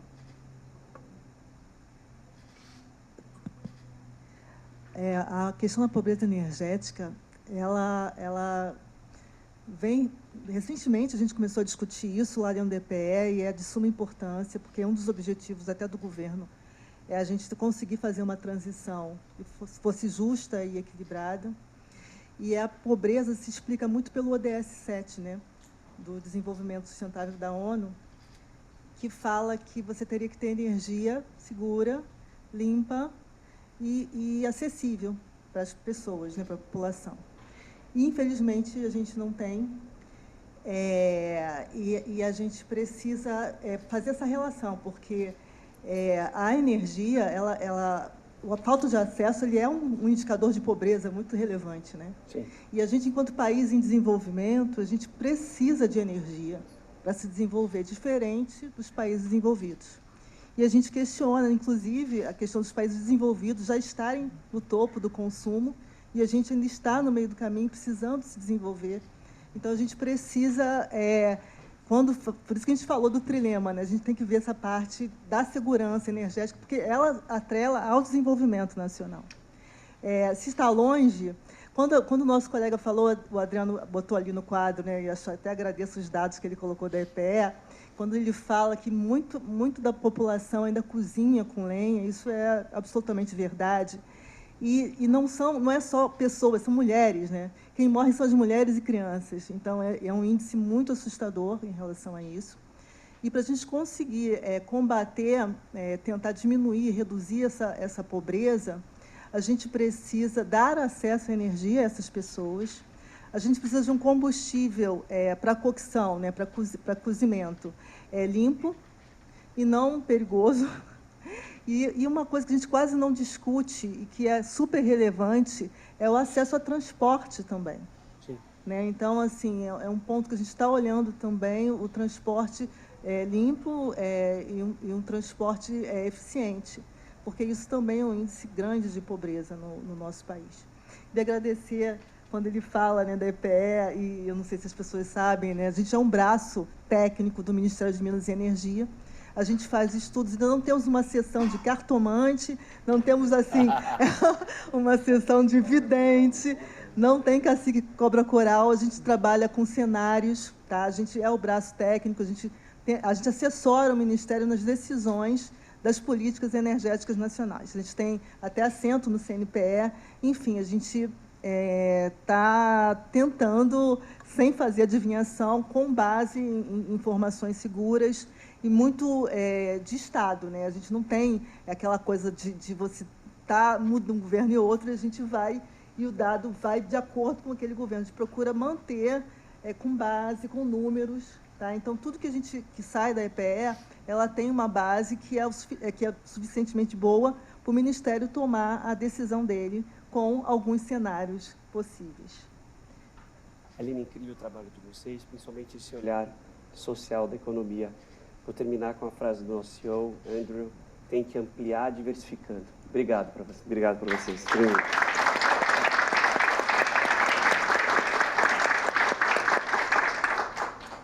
Bom, pessoal, agora eu vou chamar, o nosso Matthew Shirts, diretor do World Observatory. Ele fala de mudança climática para a gente no escritório há mais de 20 anos. Matthew foi redator-chefe da National Geographic. Ele vai contar essa história desde que ele leu uma reportagem de 40 páginas há quantos anos? 45. Foi em 2004. É só o que ele fala. Então, no escritório, ele convenceu todo mundo há bastante tempo. E ele é um entusiasta. Ano passado, ele ganhou o prêmio Jabuti por uma publicação falando de mudança climática para os jovens. Eu queria que ele comentasse um pouquinho aqui. E virou tema de um dos nossos documentários, que está fazendo um tremendo sucesso. Matthew, está contigo. Se você puder chamar os painelistas. Muito obrigado. Muito obrigado, Pedro. Obrigado.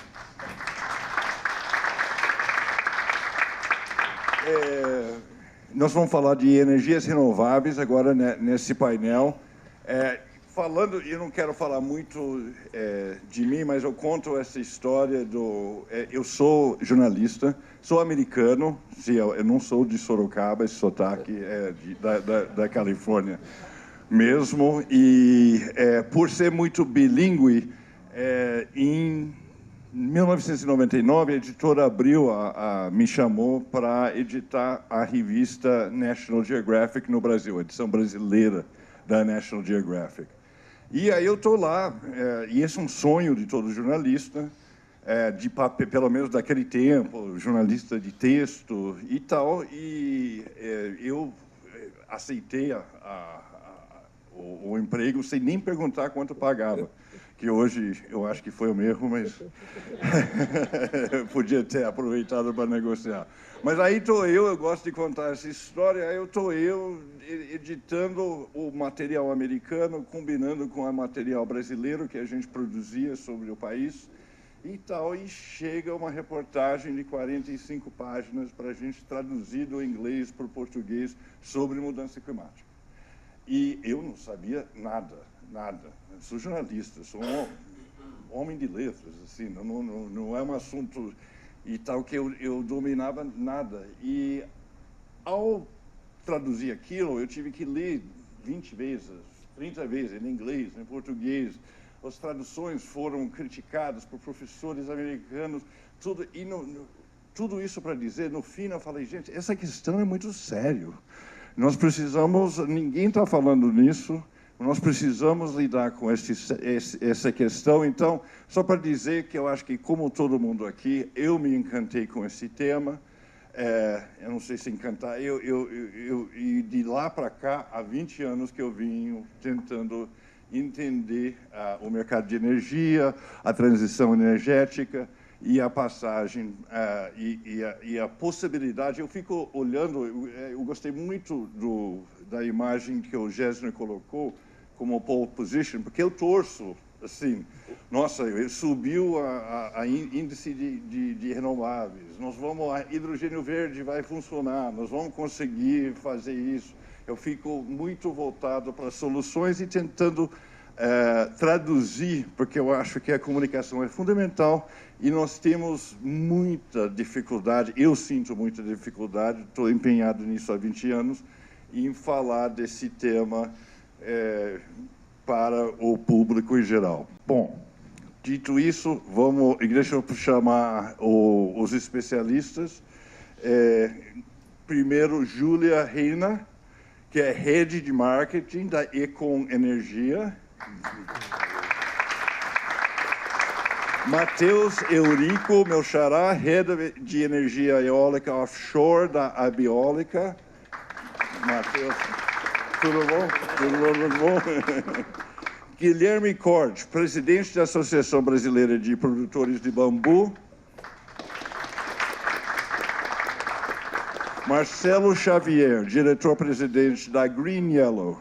Marcelo. Tudo bom? E Rui Lima, CEO da Eólicas Babilônia. Júlia, você pode começar para a gente? Prazer, gente. Boa tarde. Uma honra estar aqui. Obrigada, Pedro, pelo convite. Essa semana foi dobradinha, né? Sim. Eu participei de uma aula com o Pedro na segunda-feira e hoje estamos aqui. Eu sou formada em jornalismo, acho que eu sou, tirando o Matthew, a única pessoa que não é da área de engenharia ou que não é técnica em energia. Admiro muito o trabalho do Matthew, é um prazer inenarrável estar aqui num painel com ele, realmente uma honra. E eu também sempre tive muita adoração por sustentabilidade. Há 4 anos atrás eu trabalhava no setor de turismo e veio a pandemia. E daí eu era relações públicas, né? Virei gerente de marketing, depois gerente de marketing América Latina de um dos braços da Booking.com. E na pandemia, aquele caos no mundo, não tinha mais turismo, não tinha o que uma relações públicas fazer. E eu recebi uma proposta do Banco Votorantim para trabalhar numa startup, acabei entrando na área de energia solar. E 2 anos depois, um colega meu saiu de lá e foi para a Econ Energia, e eu fui mais uma vez para outra empresa de energia. Eu fui migrando de solar para Mercado Livre. E hoje eu estou na Econ. Acho que o Andrew já explicou muito bem o que é o Mercado Livre de Energia, mas o meu maior desafio hoje é exatamente o que o Matthew falou aqui na introdução, que é poder falar sobre mercado livre de energia, que é um tema complexo, né? Hoje só acessível ao B2B, né? Então só acessível a empresas, porém agora de menor porte, né? O nosso grande foco hoje na empresa é o mercado livre varejista, que é essa solução tão técnica, tão complexa, mas para empresas de menor porte, né? A gente fala hoje de PMEs, então é isso. Obrigado, Júlia. O Matheus Xará. Fantástico, muito obrigado. Primeiro, eu queria dizer que é um prazer aqui representar a Abiólica e estar na casa que me recebeu, né? Fiz mestrado, doutorado e pós-doutorado e dei algumas aulas aqui na SPM. Então, é um prazer estar aqui com alguns rostos conhecidos, o Gessner e outros amigos aí do setor.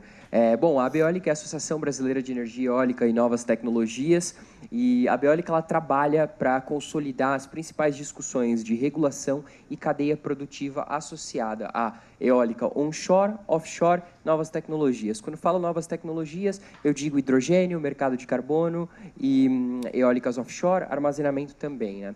Na Abiólica eu já trabalho há 10 anos e trabalho como Head de Energia Eólica Offshore. E é um grande prazer compor esse painel moderado por você, meu xará. Muito obrigado. Deixa eu ver aqui, Guilherme.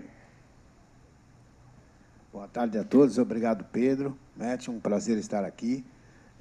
Nós fizemos a Associação Brasileira dos Produtores de Bambu e Fibras Naturais, atendendo a uma demanda do Ministério de Ciência e Tecnologia, na época, há 14 anos, mais ou menos, estava pesquisando o bambu. O bambu, na China, ele é alimento, ele é madeira, ele é utensílios domésticos e uma série de produtos. Na Indonésia, ele é elemento estrutural para a construção de casas, é alimento e hoje também madeira.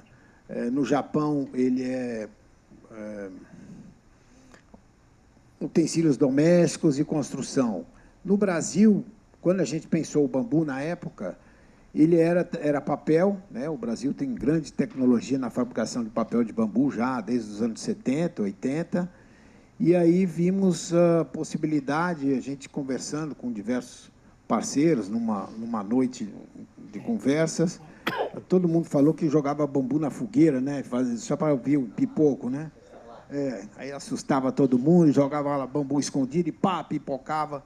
E aí a torceira queima e dali 2 anos ela queima de novo, e o cara tentou acabar com aquela torceira e não acabava, e queimava de novo, 7, 10 fogos, não acabava. E aí descobriu-se, então, puxa, o Brasil, o bambu queima, né? E é fácil de plantar, e é uma praga, e não tem nada que acaba com ele, formiga não come. E aí se viu um grande potencial na bioenergia, porque o Brasil já tem caldeiras que queimam biomassa, e com isso se tornou um gigante de potencial em áreas degradadas ou em áreas de baixo retorno econômico. Imagine linhões de energia, você planta bambu ao lado, depois você só joga o bambu. Então, nós estamos aí com esse grande potencial. Obrigado, Marcelo. Obrigado, Marcelo. Obrigado, desculpe, o Guilherme. Marcelo, por favor. Boa tarde a todos. Obrigado pelo convite. Foi um prazer participar do documentário também. Muito feliz de ver o professor Gessner aqui. Fui aluno dele na GV. Não vou falar o ano, professor. Faz bastante tempo. Mas o aluno sempre lembra do professor, né? O professor nem sempre. Mas é um prazer revê-lo aqui. Então, falando um pouquinho da Green Yellow, a Green Yellow é uma empresa multinacional francesa focada em descarbonização e transição energética. A transição energética partindo da eficiência energética, reduzindo o consumo. E o que a gente fala para os clientes é que a energia que não é consumida é a energia mais barata, né? Então, a troca de equipamentos que são ofensores, que são autoconsumidores de energia, fazendo isso de uma forma rápida, num ciclo em que a gente ainda consegue pegar a depreciação num ponto ótimo, eu reduzo bastante o consumo de energia. Então, a gente parte daí. Tem a geração também, sempre solar, a empresa sempre participou de geração, mas focada em solar, seja ela uma usina de solo, uma usina flutuante, telhado, carport, e comercialização de energia também. Agora, com a migração para o Mercado Livre, é uma comercializadora pequena, mas a gente acredita que esse combo de eficiência energética, comercializadora para o Mercado Livre e a possibilidade de fazer usinas solares, sejam elas behind the meter, né, o consumo junto à carga, deve trazer um ganho para os clientes entre 40% e 50%. Então, esse é o nosso papel, descarbonizar o segmento. Behind the meter? Behind the meter é quando você não injeta na rede, você está completamente independente e o consumo é feito junto à carga. Então, um telhado solar, por exemplo, um carport, uma usina que está atrelada onde você tem o consumo. Então, isso é parte também da educação dos clientes, né? Mostrar como você pode colher benefícios através de uma energia limpa, que é um pouco do que o Adriano explicou aqui também, né? A dificuldade que a gente tem. Perfeito, muito obrigado. Rui, por favor. Tudo bem? Em primeiro lugar, queria agradecer a ESPM por ter bolado isso, e não só por isso, mas por estar incentivando algo do futuro. Eu sempre brinco que o futuro só vai ser melhor se nós agirmos hoje. E esse tipo de evento, onde está alertando o público em geral sobre o quão importante é a transição energética, é um primeiro passo. E espero que isso continue. De novo, parabéns, muito obrigado. A outra coisa é uma honra estar aqui na frente de tantos experts, cada um na sua área, né? Foi muito único ter, em um único documentário que vai ser disponibilizado, todas as fontes hoje disponíveis no Brasil, né? Desde as menorzinhas, né, que eu posso até brincar, a própria nuclear, uma pequena, até as enormes, com o Itaipu sendo representado. Então, vai ser muito interessante enxergar a reação do público quando assistir o documentário. Então, vai ser muito legal. O professor Gessner falou uma coisa muito interessante, assim, que pegou na alma de alguns, que é ser o pole position. O que é ser o pole position? Ser o pole position é aquele cara que está na frente. A gente lembra lá do Ayrton Senna, pole position, né? Hoje a gente tem que ver o holandês lá sendo pole position toda hora. Mas na Fórmula 1, quem sai na pole position, ele tem grandes chances de conseguir o troféu. e garanto que todo mundo gosta de ganhar o troféu. Minha turma aqui sabe disso. O troféu é sempre bom. Então, eu espero que daqui a 20 anos, ou até mais cedo, o Brasil seja o detentor desse troféu. Que a gente consiga mostrar para o resto do mundo que nós não somos só bons hoje, né? Nós vamos ser bons durante todo o tempo daqui para frente. Isso é muito importante. Bom, falar um pouco da Eólicas Babilônia. Então, eólica, ela produz energia eólica. Nós somos associados da Eólica. E é um parque muito interessante, é um parque na Bahia, ele produz energia na Bahia e entra no mercado regulado, né? Foi falado aqui dois tipos, mercado regulado. É uma equipe enxuta de gestão interna, fica aqui em São Paulo e também no parque. E esse parque está sendo um exemplo de gestão no sentido de disponibilidade de máquinas. Nós ganhamos 3 anos seguidos do nosso fabricante de aerogerador como o parque mais eficiente em termos de disponibilidade. Isso é muito raro, não existe isso. Não é raro dizer que um ganha 3 vezes, mas nós ganhamos e é um prêmio que veio do próprio fabricante do aerogerador. Existem desafios ainda e a gente está buscando sempre otimização, operação e melhorias contínuas no processo. Então, é isso. Esse parque, hoje, ele pertence a um fundo de investimento inglês, é o fundo Actis. É um fundo que já investiu muito no Brasil. Outras empresas que tiveram aqui, tipo Ecoenergia, Atlas Solar, Atlantic, pertenciam a Actis, e agora ela tem, hoje, um investimento na Serena e também tem um investimento em Babilônia, que é o nosso parque. Deixa eu perguntar para você, Rui, já que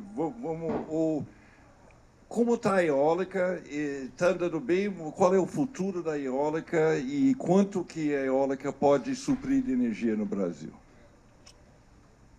Muitas estatísticas foram feitas aqui agora, né? Os números estão todos aí em todas aquelas apresentações.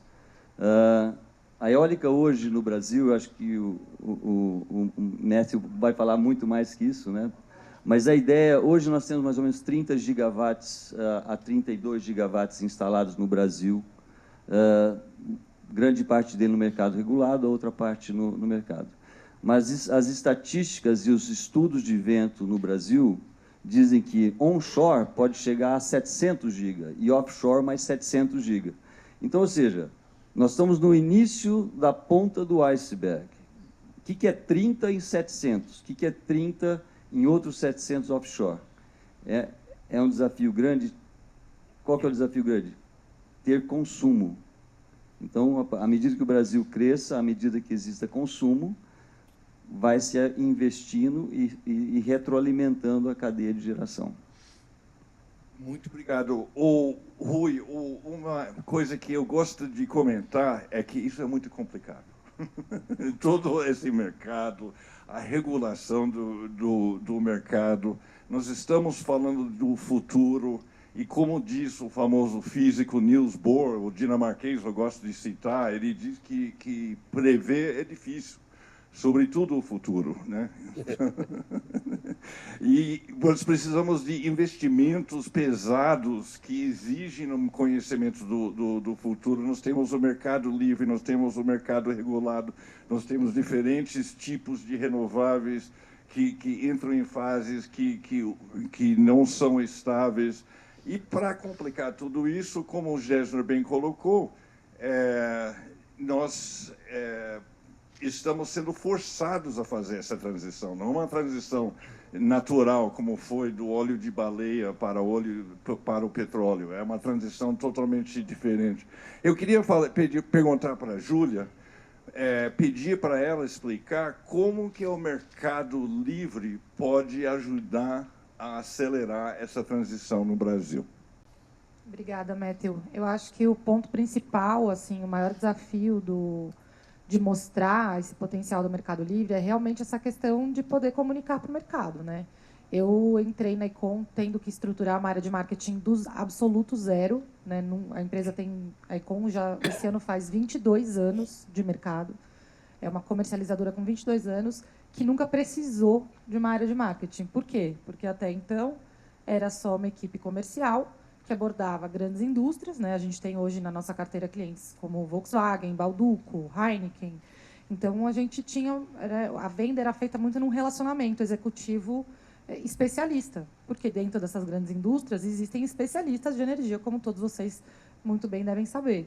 Quando a gente começa a falar de varejo, de mercado livre, a gente enfrenta um desafio de ter que aumentar a capilaridade, ter que aumentar a base de clientes, ter que aumentar a nossa aparição.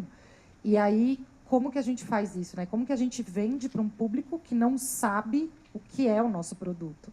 Né? E esse foi meu grande desafio, tanto que eu demorei uns 3 meses assim, de investigação, logo que eu entrei na empresa, para estruturar o marketing do zero, pautado nas coisas que eram prioritárias e que trariam resultado no curto prazo. E aí depois eu fui estruturar o médio prazo, o longo prazo, porque eu falei, nossa, a gente primeiro tem que fazer um trabalho de educação aqui, né? E hoje em dia, inclusive, estruturei workshops de mercado livre de energia para jornalistas. Porque no ano passado eu tentava pautar os jornalistas, o varejo ainda não tinha aberto, né? O varejo, acho que todo mundo aqui deve saber, o varejo abriu dia 1º de janeiro desse ano, né, para o Mercado Livre, e nem os jornalistas sabiam o que era. Então, imagina o consumidor.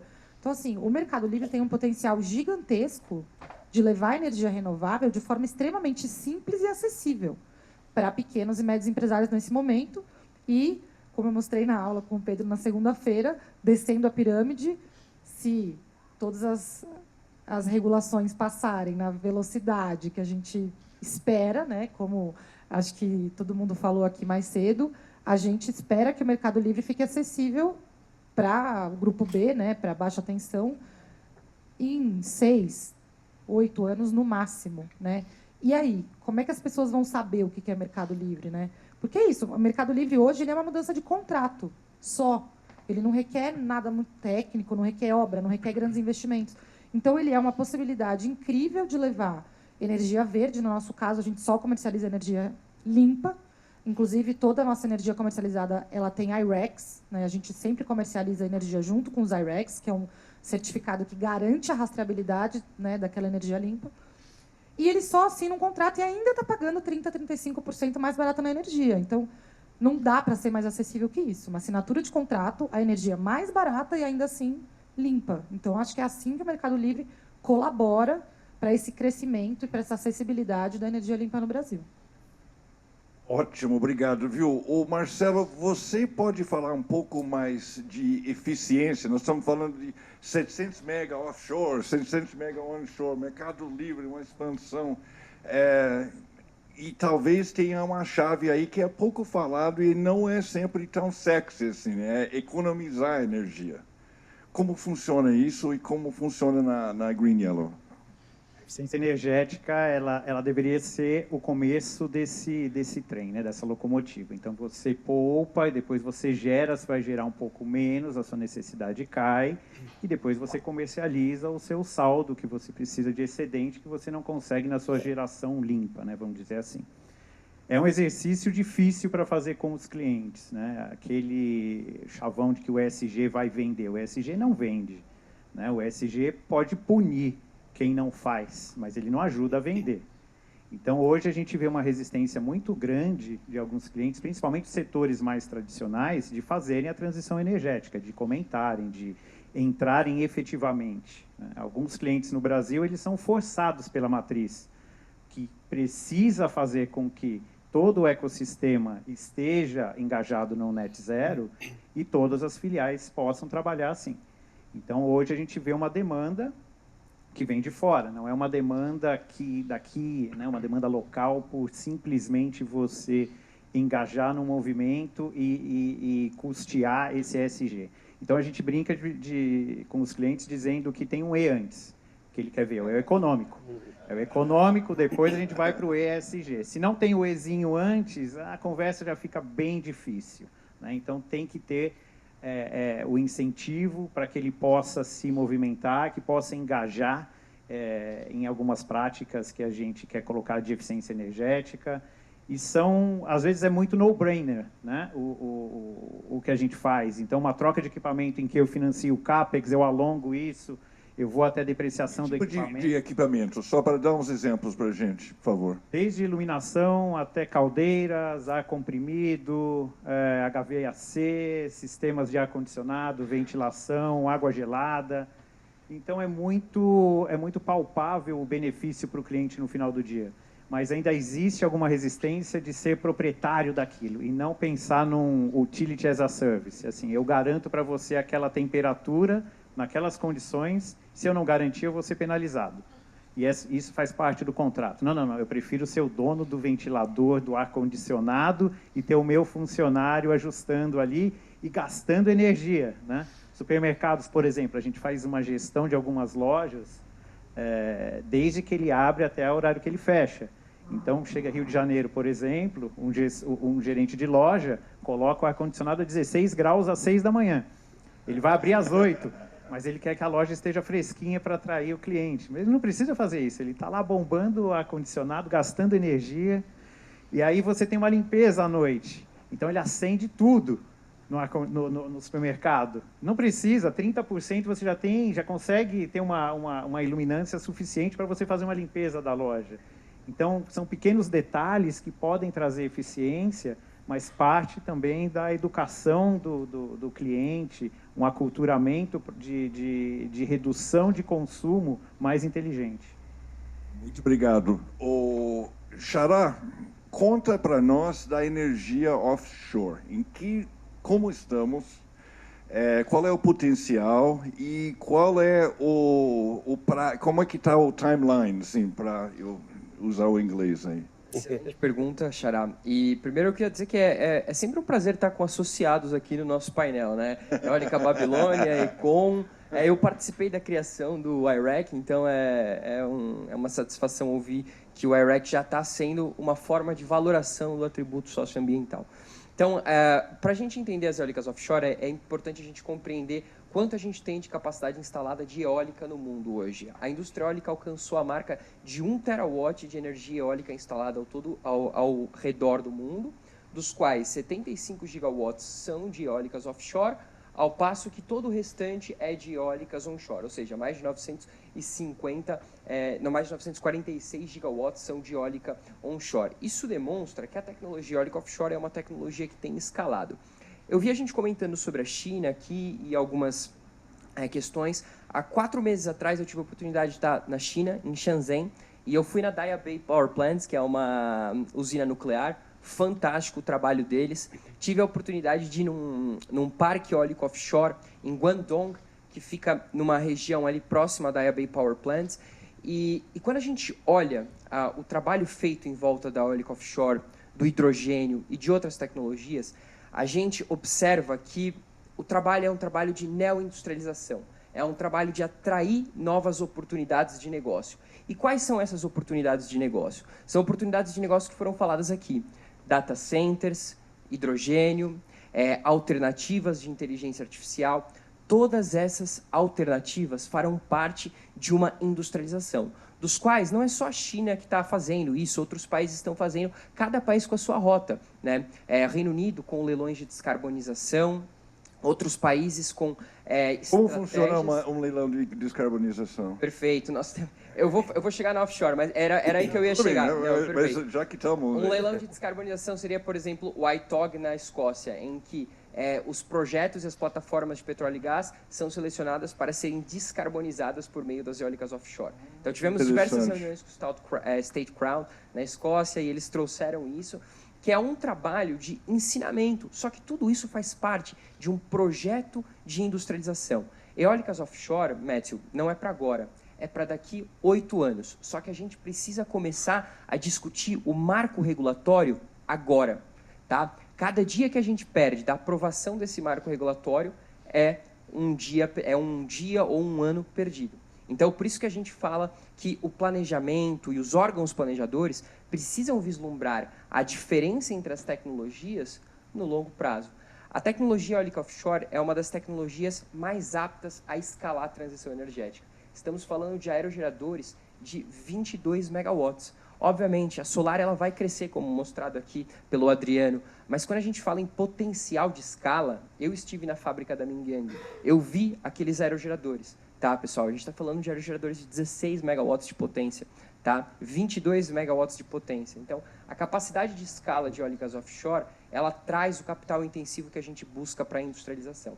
Mas isso é feito com planejamento e com previsibilidade. E por isso a gente briga pelo marco regulatório. Então, nós temos uma equipe em Brasília agora discutindo a aprovação desse marco, do hidrogênio, combustíveis do futuro. E no dia 26, a gente vai ter o lançamento aí da frente de transição energética por parte do governo.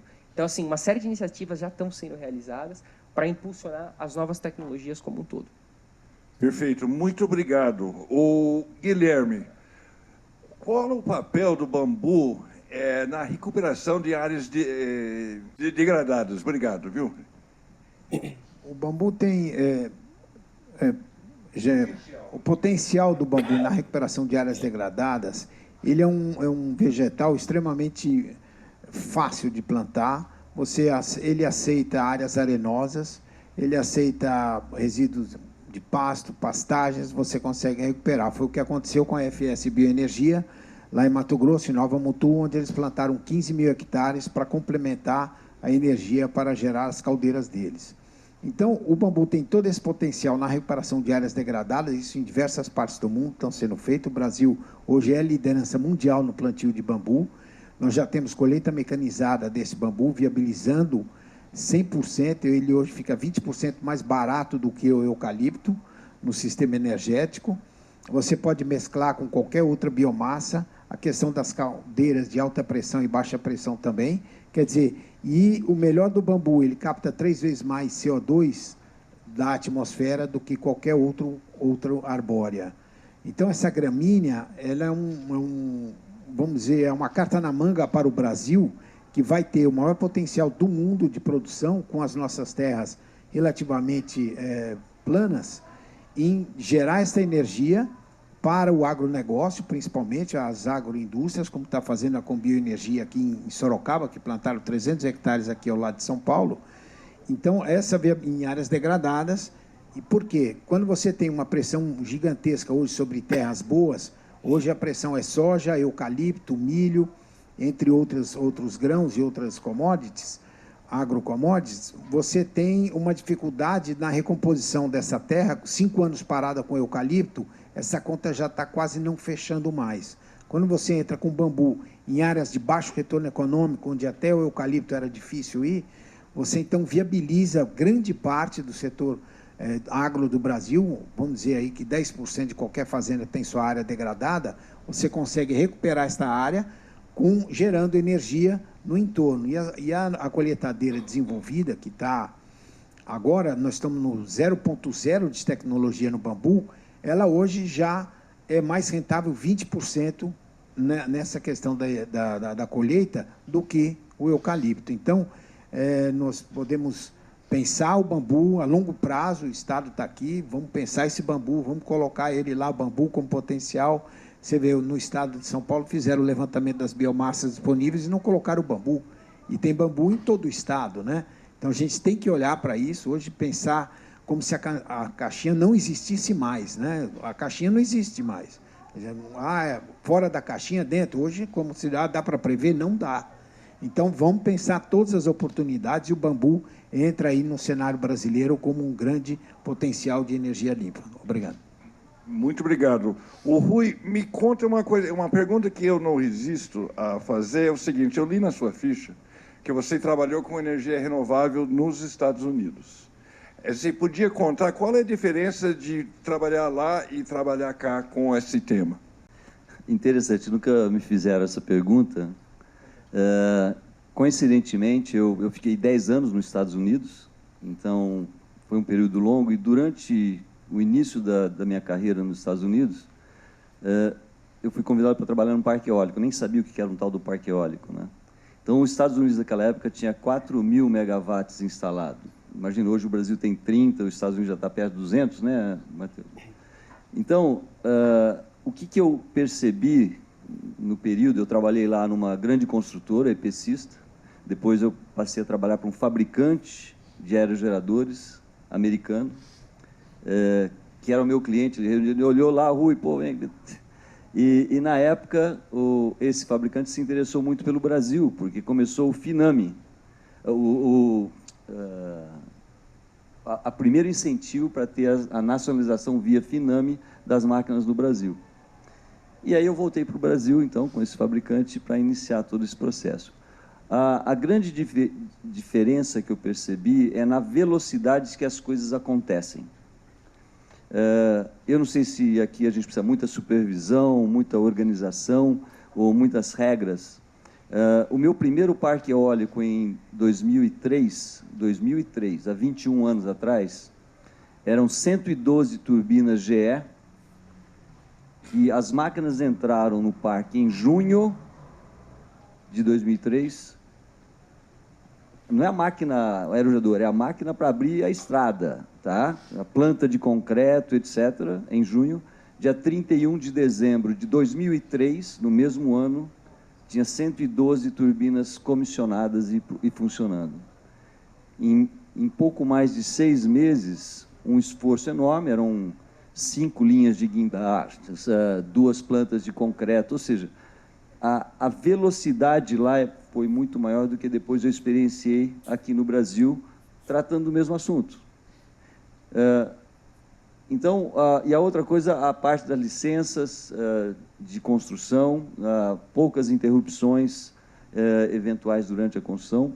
E a logística lá é outro ponto muito importante, a facilidade de se trazer os equipamentos para o parque e o custo em si de se trazer é muito menor que o Brasil. Então, velocidade alta, custo baixo e logística adequada para se implantar o projeto. São 3 fatores muito importantes para o processo. Eu vou encerrar, mas tem mais uma pergunta aqui que eu não resisto a fazer para o Xará aqui. Você esteve em Shenzhen, né? Que é a cidade mais eletrificada do mundo, né? Conta rapidamente para a gente, só para encerrar, sua impressão. Tá? Como que é? Todos os automóveis, todos os ônibus são elétricos?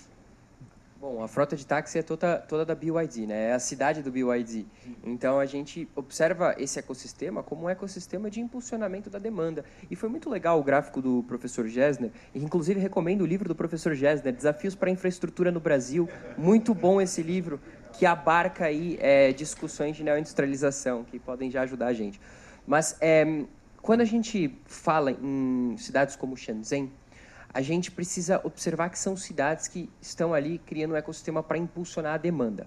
E aí, a gente entra muito na lógica, qual é o custo social do carbono?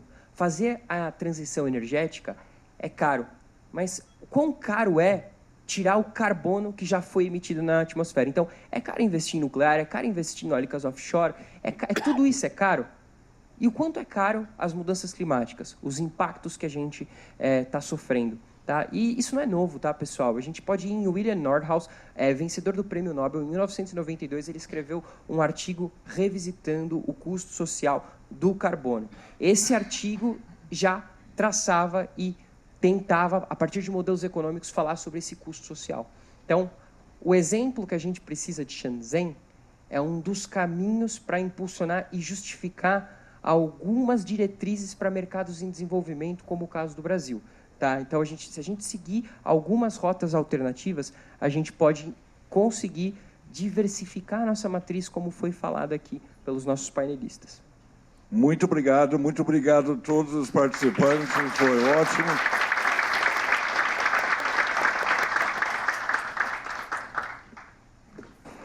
Obrigado. Bom, pessoal, queria agradecer a todos, só reforçar que esse vídeo vai estar já disponível na semana que vem e que também vai ser base para a segunda temporada da série Energias do Brasil. E reforçar o convite no dia 3 de setembro, a gente vai ter na USP, na FEA USP, um encontro sobre economia circular e descarbonização. E no dia 11, aqui na SPM, sobre os 50 anos da relação Brasil-China sobre a ótica econômica. São todos convidados. Agradecer a todos que colaboraram, a escola, a Érica, o Plínio e todo o time. Parabéns por vocês estarem engajados nesse tema, que é um dos principais da mudança climática. Obrigado, pessoal.